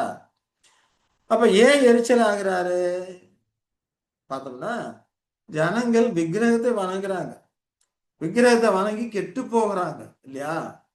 அப்போ உலகம் எல்லாம் அவருடைய கண்ட்ரோல்ல இருக்குது. உண்ட சராசரங்களை இயக்கி கொண்டிருக்கிறவர் தேவன் இல்லையா. உலகமெல்லாம் அவர் கண்ட்ரோல்ல இருக்கும்போது நீ கெட்டு போக நான் அனுமதிக்க மாட்டேன் அப்படிங்கிறது தான் எரிச்சல். நாம் நம்முடைய பிள்ளைகளை பார்க்கிறோம், தவறான காரியங்களை செய்யறாங்க. பின்னால் அந்த தவறான வழியில போகும்போது அவர்கள் கெட்டு போகக்கூடியவர்களா இருப்பாங்க, திசை கெட்டு போகக்கூடியவர்கள் இருப்பாங்க. அப்படிங்கிறப்போ நமக்கு ஒரு எரிச்சல், கோபம் வரத்தான் செய்யும் இல்லைங்களா. அதுபோல இவர்களுக்கு தேவன் இந்த சராசரி அவரோட கண்ட்ரோலில் இருக்குது. இவர்கள் தேவனாலதான் அவர்கள்லாம் சுவாசிக்கிறாங்க, போறாங்க, வர்றாங்க, அசைகிறாங்க, எல்லாமே பண்றாங்க. அப்ப அவர்கள் இப்படி கெட்டு போறாங்களே அப்படிங்கிறதுக்காக வேண்டி அவங்க ஒரு எரிச்சல் அடைகிறாரு அப்படிங்கிறத நம்ம பார்க்கிறோம். அவர் கெட்டு போக நான் அனுமதிக்க மாட்டேன் அப்படிங்கிறத அந்த ஒரு எரிச்சலுக்கான ஒரு காரியமா இருக்குது. அப்ப கெட்டு போகக்கூடிய காரியத்தை வைராக்கியமாக அழிக்கிறாரு. சோதம் குமரா பட்டணத்தார் அந்த விதமா இருக்கும்போது வைராக்கியமா அழிக்கிறாரு. ஏன் அழிக்கிறாரு? அவர்கள் மூலமாக இன்னும் அநேகர் கெட்டு போய்விடுவாங்க, ஆகையினால அங்க அழிச்சு போடுறாரு அப்படின்னு சொல்லி நாம புரிந்து கொள்கிறோம். அப்ப எரிச்சலுக்கான காரணம் தேவன் நம்மேல் வைத்திருக்கிற அன்பு இல்லையா. அது கோபாக்கினை அப்படிங்கிறது அநேக இடங்களில் பார்த்தா கர்த்தர் கோபாக்கினை, கர்த்தர் எல்லாம் படிக்கிறோம். கோபாக்கினை உள்ளவரா இருக்கிறார், கோபம் கொள்றார், எரிச்சல் படிக்கிறோம். அதெல்லாம் என்னது? எரிச்சலோட ஒரு கடுமையா, அன்பின் ஒரு கடுமையா இருக்குது. நாமளும் நம்ம பிள்ளைகள் தவறு செய்யும்போது, தவறான பாதையை நடக்கும்போது எரிச்சலும் கோபம் அடைகிறோம். சில நேரங்களில் பனிஷ்மெண்ட் கொடுக்குறோம் இல்லைங்களா. அது என்னது? அன்பின் கடுமை, ஒரு சிக்ஷை. அப்ப தேவன் கோபப்படுறார் அப்படின்னா அந்த கோபாக்கியங்கிறது அன்பின் கடுமை. அந்த கோபத்துல சதா காலம் நரங்களை போட்டு வாட்டி வதைக்கிற அப்படிப்பட்ட காரியம் கிடையாது. அது சிக்ஷையாக இருக்கிறது. அப்ப இதெல்லாம் இருக்குதுன்னா, கோபம் இருக்கு, எரிச்சல் இருக்குது, விருப்பு வெறுப்பு இதெல்லாம் இருக்குதுன்னா, பாசப்பற்று இருக்கு, நேசம் இருக்குன்னா, அப்ப இங்க என்ன இருக்குது? இருதயம். தேவனுக்கு ஒரு இருதயம் இருக்கு. பற்று உணர்வுகள் இருக்குது அப்படிங்கிறத இதன் மூலமாக நாம் அறிந்து கொள்கிறோம். அப்போ அதெல்லாம் இருக்குன்னா தேவனுக்கு என்ன இருக்கு? ஹையர் பிரைமரி கிரேசஸ் இருக்கு, லோயர் பிரைமரி கிரேசஸ் இருக்கு. அவர்கிட்ட நீதி இருக்குது. நீதி இருக்கிறதுனால அங்க எரிச்சல்லாம் வரக்கூடியதா இருக்குது. 2ஆம் நிலை, 3ஆம் நிலை குணசீலங்கள், அந்த பண்புகள் எல்லாமே இருக்குது. இல்லைங்களா? நீதி இருக்குது. சங்கீதம் 7:9 படிக்கும்போது என்ன சொல்றாரு சங்கீதக்காரன்? 7:9 துன்மார்க்கனுடைய பொல்லாங்கை ஒழிய பண்ணும், நீதிமானை ஸ்திரப்படுத்துவீராக, நீதி இல்லவரா இருக்கிற தேவரீர் இருதயங்களையும் உள்ளந்திரியங்களையும் சோதித்தருகிறவர். தேவனுக்கு நீதி இருக்குது இல்லைங்களா? அதே போல அவருக்கு இரக்கம், தயை, கிருபை எல்லாமே இருக்குது. யாத்திரா 34:6 படிக்கிறோம். கர்த்தர் அவனுக்கு முன்பாக கடந்து போகிற போது அவர் கர்த்தர் கர்த்தர் இரக்கமும் கிருபையும் நீடிய சாந்தமும் மகா தயையும் சத்தியம் உள்ள தேவன் என்று படிக்கிறோம். இப்ப இதெல்லாம் இருக்குதுன்னா அங்க என்ன இருக்குது? இருதயம் இருக்குது அப்படின்னு சொல்லி நாம புரிந்து கொள்கிறோம் இல்லைங்களா? அப்ப தேவனுக்கு மைண்ட் இருக்குது, அதுல நிறைய கண்டென்ட்ஸ் இருக்கு இல்லையா? எல்லாத்தையும் ஆராய்ந்து இருக்கிறார், எல்லா இதயத்தின் நினைவுகளும் ஆராய்ந்து அறிந்திருக்கிறார், எல்லாத்தையும் ஞாபகம் வச்சிருக்கிறாரு. இப்போ உலகத்துல கோடான கோடி மக்கள் இருக்கிறாங்க, எல்லாருமே அங்கங்க ஜெபம் பண்ணுவாங்க, எல்லாத்தையும் அவர் கேட்கிறாரு, எல்லாத்தையும் ஞாபகம் வச்சிருக்கிறாரு இல்லையா? ஜெபத்தை கேட்கிற தேவனா இருக்கிறாரு. எல்லாமே ஒரு மைண்டுக்குள்ள ஓடிக்கொண்டு இருக்கிறதா இருக்குது. நாம என்ன கேட்டேன், நீங்க என்ன கேட்டீங்க, எல்லாமே ஓடிக்கொண்டு இருக்காரு. அப்போ அவரோட நாலேஜ், அதுக்குள்ள இருக்க அந்த கண்டென்ட்ஸ் எவ்வளவா இருக்கும் இல்லைங்களா? அதெல்லாம் சீர்தூக்கி பார்த்து அவர் நம்மளை சரி பண்ணணும். சரி பண்றாரு. சிச்சை கொடுக்க வேண்டியது சிச்சை கொடுக்கிறாரு, ஆவியை கொடுக்கிறாரு, உதவி பண்றாரு, பராமரிப்பை கொடுக்கிறாரு, இதெல்லாம் கொடுத்து வழிநடத்தி கொண்டிருக்கிறாரு. அப்ப அவருக்கு என்ன இருக்குது? ஹார்ட் இருக்குது அப்படிங்கிறத நாம புரிந்து கொள்கிறோம். சரி, ஹார்ட் இருக்குன்னா அடுத்தது அவருக்கு என்ன இருக்கணும்? சித்தம் இருக்கணும் இல்லையா? மைண்ட் இருக்குன்னு பார்த்தோம், ஹார்ட் இருக்குன்னு பார்த்தோம், அப்ப சித்தம் இருக்கணும் இல்லையா? அந்த சித்தத்தை குறித்து பார்த்தோம்னா மணி ஆச்சு, இன்னொரு கொஞ்ச நேரம் இந்த சித்தத்தை பற்றி பார்த்துட்டு நம்ம அந்த காரியங்களை முடிச்சுக்கலாம். எபிரேயர் 6:17 எபிரேயர் 6:17 பார்க்கணும்னா, தேவனும் வாக்குத்தத்தம் பண்ணப்பட்டவைகளை சுதந்திரத்துக் கொள்கிறவர்களுக்கு தமது ஆலோசனையில் மாறாத நிச்சயத்தை பரிபூர்ணமாய் காண்பிக்கும்படி சித்தம் உள்ளவராய் ஓர் ஆணையினாலே இதை சிறப்படுத்தினார் இல்லையா? ஆலோசனை மாறாத நிச்சயத்தை பரிபூர்ணமா காண்பிக்க சித்தம் உள்ளவராய் படிக்கிறோம். அப்ப அவருக்கு ஒரு சித்தம் இருக்கு. காரண காரியங்களை சீர்தூக்கி பார்க்கிறாரு, ஆராய்ந்து பார்க்க இது செய்யணும் அப்படிங்கிற ஒரு நிச்சயத்தை உடையவராக, ஒரு சித்தம் உடையவராக அங்க இருக்கிறாருன்னு பார்க்கணும். அதே போல 2 பேதுரு 3:9 படிக்கும் போது பேதுரு என்ன சொல்றாரு? தாமதிக்கிறார் என்று சிலர் எண்ணுகிறபடி கர்த்தர் தமது வாக்கு தத்தத்தை குறித்து தாமதமாயிராமல் ஒருவரும் கெட்டு போகாமல் எல்லாரும் மனம் திரும்ப வேண்டும் என்று விரும்பி நம்மேல் நீடிய பொறுமை உள்ளவராய் இருக்கிறார் என்று அங்கே படிக்கிறோம் இல்லையா? அப்ப எல்லாரும் மனம் திரும்பணும் அப்படின்னு சொல்லிதான் அவர் விரும்புகிறார். அவர்கிட்ட ஒரு விருப்பம் இருக்கு, எல்லாரும் மனம் திரும்பணும். துன்மார்க்கனுடைய மரணத்தை அவர் விரும்புகிறது இல்லை படிக்கிறோம். எல்லாம் மனம் திரும்பினா நல்லா இருக்குமேன்னு சொல்லிதான் அவர் விரும்புகிறாரு. எல்லாம் மனம் திரும்ப விரும்புகிறாரு. அது அவருடைய சித்தமா இருக்குது. ஆனா இந்த சித்தத்துக்கு கீழ்ப்படி இல்லை அப்படின்னா அதை அவர் தடுக்க மாட்டாரு இல்லையா? நாம மனம் திரும்பணும்னு விரும்புறாரு, அந்த சித்தத்துக்கு நம்ம கீழ்ப்படியாம மனம் திரும்ப வேறு போகிறாங்க, அதை அவர் தடுக்க மாட்டாரு இல்லையா? அது அவருடைய இஷ்டம், அவர்களுடைய இஷ்டம். ஒவ்வொருடைய சுயாதீனத்துல தேவன் தலையிட்டது கிடையாது.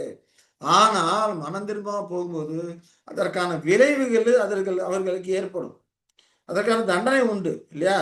அநேகர் என்ன பண்றாங்க, அவர் துன்மார்க்கனா இருக்கிற, இவ்வளவு கெடுதி பண்ணாங்கிறா, அவனுக்கு எந்த ஒரு தண்டனையுமே இல்லையே, தாமதிக்கிறாரு, எதுவுமே இல்லையே, நல்லா தானே இருக்கிறான் அப்படிலாம் சொல்றாங்க இல்லையா? அப்ப என்ன அர்த்தம்? அவர் தாமதிக்கிறார்னு அநேகர் நினைக்கிறாங்க இல்லையா? ஆனா அவர் தாமதிக்க நினைக்கல. தமது வாக்குத்தத்தை குறித்து தாமதம் வராம மனம் விரும்புவாங்களா, திரும்பி வருவாங்களான்னு சொல்லி பொறுமையாக அவர் காத்திருக்கிறார் அப்படிங்கிறத நம்ம புரிந்து கொள்ளணும். அதே போல 1 தெசலோனிக்கர் 4:3 படிக்கும் போது நீங்கள் பரிசுத்தம் உள்ளவர்களாக வேண்டும் என்பதே தேவனுடைய சித்தமாக இருக்குது இல்லையா? பரிசுத்தம் உள்ளவர்களாக இருக்குன்னு சொல்லி அங்க சொல்றதை பார்க்கும். அப்ப தேவனுக்கு என்ன இருக்குது? சித்தம் இருக்குது. பரிசுத்தமுள்ள இருக்குன்னு சொல்லிட்டு அவருக்கு சித்தம் இருக்குது, விரும்புகிறாரு அப்படின்னு சொல்லி நாம பார்க்கிறோம். சரி.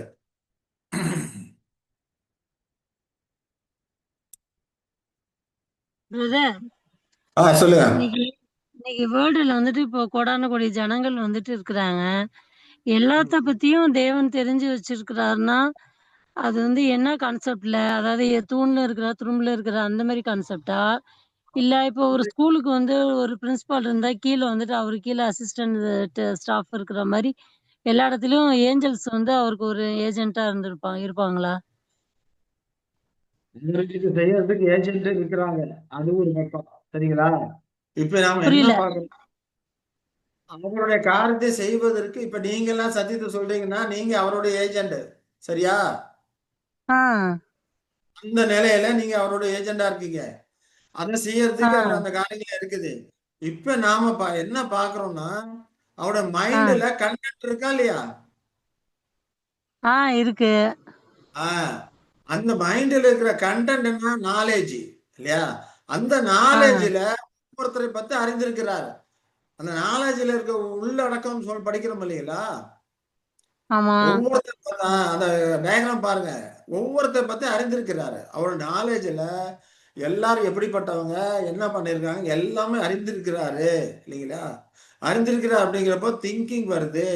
திங்கிங்ல என்னென்ன காரியங்கள வருது பார்க்குறோம். திங்கிங்ல பார்க்கும்போது மைண்ட்ல வந்து இன்டலெக்ட், பகுத்து ஆராய்தல், புரிதல், ஆ, ஞாபகப்படுத்துதல் தெரிதல். எல்லாம் இருக்கு திங்கிங்ல இல்லையா? ஒவ்வொரு மனிதனும் சரி. இதயத்தின் நினைவுகளையும் ஆராய்ந்து வந்து பகுத்து ஆராய்ந்து புரிஞ்சு வச்சிருக்கிறாரு. புரிதல் இருக்குது, ஆராய்ஞ்சிருக்கிறார், புரிதல் இருக்கு. அதை ஞாபகத்தில் வைத்திருக்கிறார் இல்லையா? ம். ஞாபகம் இல்ல இதெல்லாம் எங்க இருக்குது? இ- இல்ல பிரதர், இப்ப நீங்க சொல்றது எனக்கு புரியுது. ஆனா இப்ப இதெல்லாம் வந்துட்டு அப்பனா அப்ப அந்த அளவுக்கு தேவனுக்கு வந்து சூப்பர் நேச்சர் பவர் இருந்தா மட்டும் தானே இத்தனை கோடி ஜனங்களையும் ஒரு மைண்ட்ல வச்சிருக்க முடியும். இந்த சூப்பர் நேச்சர் பத்தி இருக்குது. இல்ல இது ஏன் நம்மளால இது வந்து புரிஞ்சுக்கவே முடியலையா? அதான் எனக்கு வந்து அதான் இப்ப இப்ப நம்மளுக்கே வந்து ஒரு கிட்டத்தட்ட ஒரு 1000 பேரே மைண்ட்ல கரெக்டா கொண்டு வர முடியல. நம்மளே அவரே பிடிக்கும் சிஸ்டர். ஆ. நம்ம உண்மை இல்லையா? அவருடைய பார்வைக்கு அவருடைய சிருஷ்டிகர் அவருடைய பார்வைக்கு நாமெல்லாம் மைக்ராஸ்கோப்ல பார்த்தா தான் தெரியற மாதிரியான ஒரு கிருமி போல இல்லையா? ஆமா. ஆ. ஆஹ் ஆகையினால நம்முடைய நினைவு ரொம்ப கம்மி. நமக்கு கெப்பாசிட்டி அது பின்னால பார்ப்போம். நாமெல்லாம் வந்து ஒரு வரம்புக்கு உட்பட்டவர்கள் இல்லையா? வரம்புக்கு ஆ. உட்பட்ட நாம வரம்புக்கு உட்பட முடியாத தேவனை குறித்து முழுமையாக அறிந்து கொள்ள முடியாது. நம்முடைய வரம்பு அதான். எவ்வளவு அதுக்குள்ளதான் நாம அறிந்து கொள்ள முடியும். சரிங்களா? ஆ. ஆ. நம்முடைய உதாரணத்துக்கு பார்த்தோம்னா நம்ம பார்க்கிற பார்வை எப்படி இருக்குது? ஒரு குறிப்பிட்ட எல்லை தான் இல்லையா? ஆமா. அவருடைய பார்வை பரலோகத்திலிருந்து எல்லாத்தையும் கண்ணோக்குறாரு. பூமியின் அடித்தளத்துல அதான். போனா நீர் அங்கேயும் இருக்கிறீர், அங்கேயும் உமது கரம் என்னை பிடிக்கும் இல்லையா? ஆ. அதெல்லாம் மற்ற இயல்புகள் வரும்போது அது குறித்த காரியங்களை நம்ம பார்ப்போம். சரிங்களா? ஆ. ஆ. தொடர்ந்து வரும்போது அந்த காரியங்களை பார்ப்போம். இப்ப நாம பார்க்கிறது அவருடைய பர்சனாலிட்டி. சரிங்களா? அப்ப ஆ. மைண்டு, காற்று, வில்லு இதெல்லாம் இருக்குதுன்னா அவர் ஒரு ஆளு. அவருக்கு ஒரு பர்சனாலிட்டி இருக்குது. இந்த காரியங்களும் ம். இருக்குது. அவருக்கு மைண்ட் இருக்குது. அதுல மைண்டுக்குள்ள ஆற்றல் இருக்குது.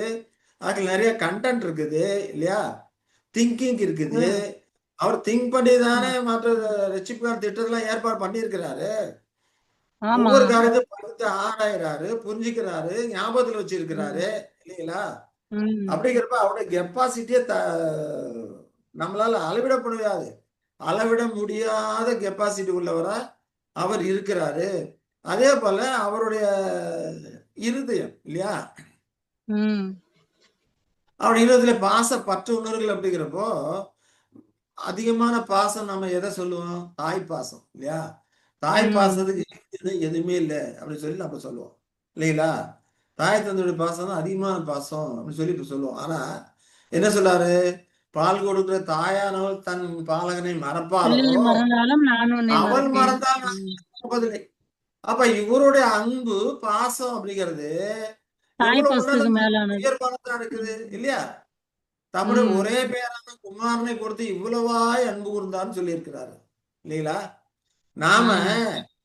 எதை விட்டு கொடுத்தாலும் நம்ம பிள்ளைகளை விட்டு கொடுக்க மாட்டோம் இல்லைங்களா? ஆ, ஆமா. நம்ம பிள்ளைகளுக்கு ஒரு வியாதி வந்தா நம்ம என்ன ஜெபம் பண்றோம்? ஆண்டவரே என் உயிரை எடுத்துக்க, என் புள்ளைய காப்பாத்து அப்படித்தானே சொல்லுவோம். ஆமா. இந்த வியாதி எனக்கு வந்தா பரவாயில்ல, கஷ்டம் எனக்கு கொடுங்க, பிள்ளைய காப்பாத்து அப்படித்தான் நம்ம சொல்லுவோம். அது பெற்றோருடைய அன்பு. ஆனா இவரு பாவிகளா இருந்த நம்மை மீட்பதற்கு தம்முடைய ஒரே பேரான நேசம் பாசம் எல்லாம் அந்த குமாரனே பலியா கொடுக்கிறாரு. அது உன்னதமான ஒரு அன்பு இல்லையா? அந்த அன்பு அளவிடப்பட முடியாத ஒரு அன்பு இல்லையா? ம். அப்போ இதெல்லாம் நம்ம வரம்புக்குட்பட்டு தான் நம்ம படிக்கிறோம். வரம்புக்குட்பட்டு தான் நம்ம அறிந்து கொள்ளுகிறோம். தேவன் மனிதன் அப்படிங்கிற அந்த தளத்துல என்ன வரம்பு வச்சிருக்கிறோம், அந்த வரம்புக்குட்பட்டு நம்ம படிக்கிறோம். நாம அவரை குறித்து அறிந்து கொள்வதற்கு தேவன் வேதாகமத்தை கொடுத்திருக்கிறாரு. வேதகம் வாயிலாக நாம இந்த காரியங்களை நாம புரிந்து கொள்ள முற்படுகிறோம். Okay sister. Okay brother. மற்ற காரியங்கள் நீங்க சொன்ன அந்த மற்ற காரியங்கள்லாம் இன்னும் அடுத்தடுத்து இருத்தலுக்கான இயல்புகள்ல வருது. அதை பார்க்கும்போது நம்ம புரிந்து கொள்ளலாம். இப்ப நாம பார்க்கிறது இந்த காரியங்களை குறித்து தான் இல்லைங்களா? அப்ப அவருக்கு மைண்ட் இருக்கு, ஹார்ட் இருக்கு, அதே போல சித்தம் இருக்கு அப்படிங்கிற காரியங்களே இப்ப நாம இப்போ பார்த்து கொண்டு இருக்கிறோம் இல்லைங்களா? இப்போ முடிச்சிடலாமா? சரி பார்த்தோம். சித்தம் அப்படிங்கிறப்போ உபாகமம் 11:26 நம்ம படிக்கிறோம் இல்லையா? 28. இதோ இன்று நான் உங்களுக்கு உங்களுக்கு முன்பாக ஆசீர்வாதத்தையும் சாபத்தையும் வைக்கிறேன். 27 படி 3 படிச்சிருங்க. இன்று நான் 28 வரைக்கும் படி. உங்களுக்கு கற்பிக்கிற உங்கள் தேவனாகிய கர்த்தரின் கற்பனைகளுக்கு கீழ்ப்படிந்தீர்களானால் ஆசீர்வாதமும், எங்கள் தேவனாகிய கர்த்தரின் கற்பனைக்கு கீழ்ப்படியாமல் இன்று நான் உங்களுக்கு விதிக்கிற வழியை விட்டு விலகி நீங்கள் அறியாத வேறே தேவர்களை பின்பற்றுவீர்களானால் சாபமும் வரும். அப்ப இங்க தெளிவா சொல்றாரு இல்லையா? உங்களுக்கு முன்பாக ம். ஆசீர்வாதத்தையும் சாபத்தையும் வச்சிருக்கிறேன் இல்லையா? ஆ, இந்த ஆமா. கற்பனைகள் தேவனாய கர்த்தர் கற்பனை கீழ்ப்படிந்தீங்கன்னா ஆசீர்வாதம் வரும். ஆசீர்வாதம். கீழ்ப்படியலைன்னா ம். சாபம் வரும் இல்லையா? அப்ப நான் ம். உங்களுக்கு விதிக்கிற வழியை விட்டு விலகி நீங்கள் அறியாத வேற செய்ப்பீர்களாங்கன்னா சாபம் வரும் என்று அங்க தெளிவாக அங்க சொல்றாரு. என்ன சொல்லிட்டு உங்களுடைய சித்தம் இல்லையா? உங்களுக்கு எது ம். சூஸ் யுவர் சாய்ஸ் அப்படின்னு சொல்லிடுறாரு. இது அவருடைய சித்தமா இருக்குது. மற்றவருடைய சித்தத்துல அவர் எந்த ஒரு போர்ஸும் பண்ண மாட்டாரு. சுயாதீனமாக தேவனிடத்துல வரணும் அப்படிங்கிறது அவருடைய சித்தமா இருக்குது. ஒவ்வொரு ம். மனிதனும், ஒவ்வொரு மனுஷியும் சுயாதீனமாக தேவனுடைய கற்பனைகள் நமக்கு நல்லது, நன்மை பயக்கக்கூடியதா இருக்குது. ஆகையினால அதை கை கொண்டு நம்ம ஆசுவத்தை பெறணும். அப்படி சொல்லி சுயாதீனமாக தேவன் மேல் கொண்ட அன்பினால தேவனிடத்துல கிட்டி சேரணுங்கிறது அவருடைய சித்தமா இருக்குது. ஆகையில 2யுமே வச்சுட்டு அதன் விளைவுகள் என்னங்கிறதையும் அங்கே சொல்லிடுறாரு அப்படின்னு சொல்லி நம்ம பார்க்கிறோம். சரிங்களா? 29. ஆமா. அதே போல உபாகம் 30ல 19, 20ல பார்த்தோம்னா அங்கேயும் இதே போல சொல்றார். நான் ஜீவனையும் மரணத்தையும் ஆசீர்வாத ஆசீர் சாபத்தையும் உனக்கு முன் வைத்தேன். உங்கள் உங்கள் மேல் வானத்தையும் பூமி என்று சாட்சியா வைக்கிறேன். அப்ப நீ உன் சந்ததி பிழைக்கும்படிக்கு நீ ஜீவனை தெரிந்து கொள். ஒரு ஆலோசனை கொடுக்கிறாரு. முன்னால வைக்கிறாரு. வச்சுட்டு ஒரு ஆலோசனை நீதியும் நீயும் உன் சந்ததி பிழைக்கணும்னா ஜீவனை தெரிந்து கொள்ளு அப்படின்னு சொல்லிட்டு ஒரு ஆலோசனை கொடுக்கிறார் இல்லையா? அப்போ கர்த்தர் இப்ப 20 பார்த்தோம்னா கர்த்தர் உன் பிதாக்களாகிய ஆபிரகாமுக்கும் ஈசாக்குக்கும் யாக்கோப்புக்கும் கொடுப்பேன் என்று அவர்களுக்கு ஆணையிட்டு கொடுத்த தேசத்திலே குடியிருக்கும்படிக்கு உன் தேவனாய கர்த்தரில் அன்பு கூர்ந்து அவர் சத்தத்துக்கு செவி கொடுத்து அவரை பற்றி கொள்வாயாக. அவரே உனக்கு ஜீவனும் தீர்க்காசுமானவர் இல்லையா? அவரை பற்றி கொள்ளு. அவரே உனக்கு ஜீவனும் தீர்க்காயுசுமா இருக்கிறவரு. அதனால் அவரை பற்றி கொள்ளு அப்படிங்கிற வழிமுறையையும் அவர் நமக்கு தெரியப்படுத்துறாரு. எசாயால படிக்கிறோம், நீங்கள் வலதுபுறமாய் சாயும் போதும் இடதுபுறமாய் சாயும் போதும் வழி இதுவே, இதிலே நடவுங்கள் என்று சொல்லுகிற சத்தத்தை உங்கள் காதுகள் கேட்கும் அப்படிங்கிறார் இல்லையா? அப்ப வழி மாறி போகும்போதெல்லாம் இந்த வசனங்கள்லாம் நமக்கு ஞாபகத்துக்கு வரும்.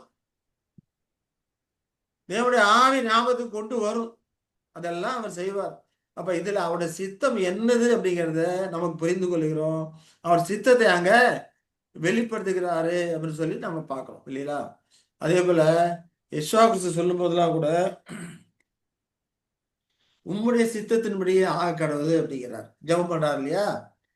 பிதாவே உமக்கு சித்தமானால் இந்த பாத்திரம் என்னை விட்டு நீங்கும்படி செய்யும், ஆனாலும் என்னுடைய சித்தத்தின்படி அல்ல உம்முடைய சித்தத்தின்படி ஆக கடவுள்னு ஜெபம் பண்றார். அப்படிங்கிறப்போ அங்க அவருக்குன்னு ஒரு சித்தம் இருக்கு, பிதாவுக்கு ஒரு சித்தம் இருக்குது, இயேசு கிறிஸ்துன்னு ஒரு தனி சித்தம் இருக்குது இல்லையா? உமக்கு சித்தமா நீங்கன்னு சொல்லிட்டு இயேசு கிறிஸ்து அங்க ஜெபிக்கிறாரு அப்படின்னு சொல்லி நாம பார்க்கிறோம். அதே போல கலாத்தியர் 1:4 நம்ம படிச்சோம்னா, அவர் நம்மை இப்பொழுது இருக்கிற பொல்லாத பிரபஞ்சத்தை விடுவிக்கும்படி நம்முடைய பிதாவாகிய தேவனுடைய சித்தத்தின்படியே நம்முடைய பாவங்களுக்காக தம்மை தாமே ஒப்பு கொடுத்தார். அப்ப ஆண்டவர் இயேசு கிறிஸ்து நம்முடைய பாவங்களை சுமந்து தீர்த்தார், தம்மை தாமே ஒப்பு கொடுத்தாருன்னா யாருடைய சித்தத்தின்படி? பிதாவாகிய தேவனுடைய சித்தத்தின்படி தான் அந்த காரியங்களை செய்கிறார் இல்லைங்களா? அப்ப பிதாவாகிய தேவனுக்கு சித்தம் இருக்குது. அப்ப சித்தம் இருக்குது, அப்புறம் மைண்ட் இருக்குது, ஹார்ட் இருக்கு, சித்தம் இருக்குது. அப்ப அதெல்லாம் இருக்குன்னா அவருக்கு என்ன இருக்கணும்? பர்சனாலிட்டி இருக்கு. அவர் ஒரு பர்சன், அவர் ஒரு ஆள் அப்படிங்கிறத நம்ம புரிந்து கொள்ளணும். அதே போல யாத்திராகமம் 8:10 படிக்கும்போது, அதற்கு அவன் நாளைக்கு என்றான். அப்பொழுது அவன் எங்கள் தேவனாய கர்த்தருக்கு ஒப்பானவர் இல்லை என்பதை நீ அறியும்படிக்கு உம்முடைய வார்த்தையின்படி ஆக்கடவுது அப்படின்னு சொல்லிட்டு அங்கே சொல்றது பார்க்கணும். அப்ப தேவனாய கர்த்தருக்கு ஒப்பானவர் யாரும் இல்லை அப்படிங்கிற நீ அறிந்து கொள்ள. அப்ப நீ சொல்லு, தவளைகள் வருது. இது இந்த சீனை நம்ம பார்த்தோம்னா எகிப்துல எல்லாம் தவளைகளா வந்துருது. அப்ப அதெல்லாம் நீங்கும்படி சொல்லு, நான் ஜனங்களை போக விடுன்னு சொல்லிட்டு அங்க பார்ப்போம்னு சொல்றான். அப்ப என்னைக்கு அப்படிங்கிறத நான் உங்களுக்காக என்னைக்கு ஜெபம் பண்ணு சொல்லு. அப்ப எங்க தேவனாய கர்த்தருக்கு ஒப்பானவர் இல்லைன்னு நீ அறிஞ்சு கொள்ள. அப்போ என்னைக்கு அப்படிங்கிறத தேர்ந்தெடுக்கிற காரியம் உனக்கே இருக்கட்டும், அந்த வேணும் உனக்கே இருக்கட்டும். அப்பதான் அவன் நாளைக்குன்னு சொல்றான் இல்லையா? அப்போ அங்கே அவருக்கு ஒரு சித்தம் இருக்கிறது. அப்ப மோசே ஜெபம் பண்ணும்போது அந்த ஜெபத்துக்கு ஏற்ற விதமா அவர் பதில் அளிக்கிறாரு. அப்ப இதெல்லாம் இருக்குதுன்னு அப்ப என்ன அர்த்தம்? அங்க அவருக்கு ஒரு சித்தம் இருக்கிறது அப்படின்னு சொல்லி பார்க்கிறோம் இல்லைங்களா? அப்ப யாத்திராகமம் 20:3 படிக்கிறோம், என்னை அன்றி உனக்கு வேறே தேவர்கள் உண்டாயிருக்க வேண்டாம் சொல்றாரு இல்லையா? அப்ப இவருக்கு ஒரு சித்தம் இருக்குது. இவர் தன்னோட சித்தத்தை சொல்றாரு ஜனங்கள்ட்ட. வேற தேவர்கள் உனக்கு உண்டாக வேண்டாம், நான் தான் தேவன் அப்படிங்கிற இவர் சித்தத்தை அங்க வெளிப்படுத்துகிறாரு அப்படிங்கிறத நாம பார்க்கிறோம். அதே போல 1 சாமுவேல் 2:2 படிக்கும்போது, கர்த்தரை போல பரிசுத்தம் உள்ளவர் இல்லை, உண்மை அல்லாமல் வேறொரும் இல்லை, எங்கள் தேவனைப் போல ஒரு கன்மலையும் இல்லை இல்லையா? கர்த்தர் பரிசுத்தம் உள்ளவர், நான் பரிசுத்தர் ஆகையால் நீங்களும் பரிசுத்தமாய் இருங்கள், நீங்கள் பரிசுத்தம் உள்ளவர்கள் ஆக வேண்டும் என்பதே தேவனுடைய சித்தமா இருக்குது. அதெல்லாம் நம்ம படிக்கிறோம். அப்ப தேவனுக்கு சித்தம் இருக்கிறது, பரிசுத்தரா இருக்கிறாரு. அவரை போல வேறொரு தேவன் யாருமே கிடையாது, அவருக்கு சமமாவும் இல்லை, அவரை குறித்து அவரை காட்டிலும் மேன்மை உள்ளவராகவும் யாரும் இல்லை அப்படிங்கிறத, உண்மை இல்லாமல் வேறொரு தேவன் இல்லை என்று அங்கே சொல்லுகிறதை நாம் பார்க்கிறோம். அதே போல எசாயா 45:21 படிக்கும்போது, நீதிபரரும் இரட்சகருமாகிய என்னை அல்லாமல் வேறே தேவன் இல்லை, என்னை தவிர வேறொரு தேவனும் இல்லை என்று அங்கே தன்னை குறித்து அங்கே சாட்சி கொடுக்கிறார் அப்படிங்கிறத நம்ம பார்ப்போம். அப்போ அவருக்கு மைண்ட் இருக்கு, ஹார்ட் இருக்கு, வில் இருக்குது. அப்ப இதெல்லாம் இருக்குதுன்னா அவருக்கு ஒரு பர்சனாலிட்டி இருக்குது. அப்ப அவர் ஒரு பர்சன், அவர் ஒரு ஆளு, அவருக்கு விருப்பு எல்லாமே இருக்குது. அப்ப இதெல்லாம் இருக்குன்னா அவருக்கு என்ன இருக்கணும்? அவருக்கு ஒரு சரீரம் இருக்கணும், சரீரம் இருக்கணும். அப்ப ஏன்னா திங்க் பண்றாரு, அப்ப மூளை உறுப்புகள் இருக்கு, கண்டென்ட் இருக்குது, இது பற்றுணர்வுகள் இருக்கு, சித்தம் இருக்குது. இதெல்லாம் இருக்குன்னா அதுக்கு ஒரு உறுப்புகள் இருக்கணும். அந்த உறுப்புகள் இருக்குன்னா அந்த உறுப்புகளுக்கு ஏற்ற சரீரம் இருக்கணும் இல்லைங்களா? அப்போ யாவே தேவன் இருத்தலுக்கான இயல்புகளாக அடுத்ததாக நாம பார்க்க இருக்கிறது என்னது? அவருடைய சரீரத்துவம். அதை கர்த்தருக்கு சித்தமானால் நாம அடுத்த வாரம் இந்த காரியங்களை குறித்து நாம தொடர்ந்து பார்க்கலாம். இப்ப இது வரைக்கும் பார்த்ததுல ஏதாவது கேள்விகள் இருக்குங்களா? சரி, கேள்வி ஒண்ணு இல்லைன்னா இதோட முடித்துக் கொள்ளலாம். அன்பின் தேவன் தாமே நம்மை ஆசீர்வதித்து வழிநடத்துவாராக. ஆமென்.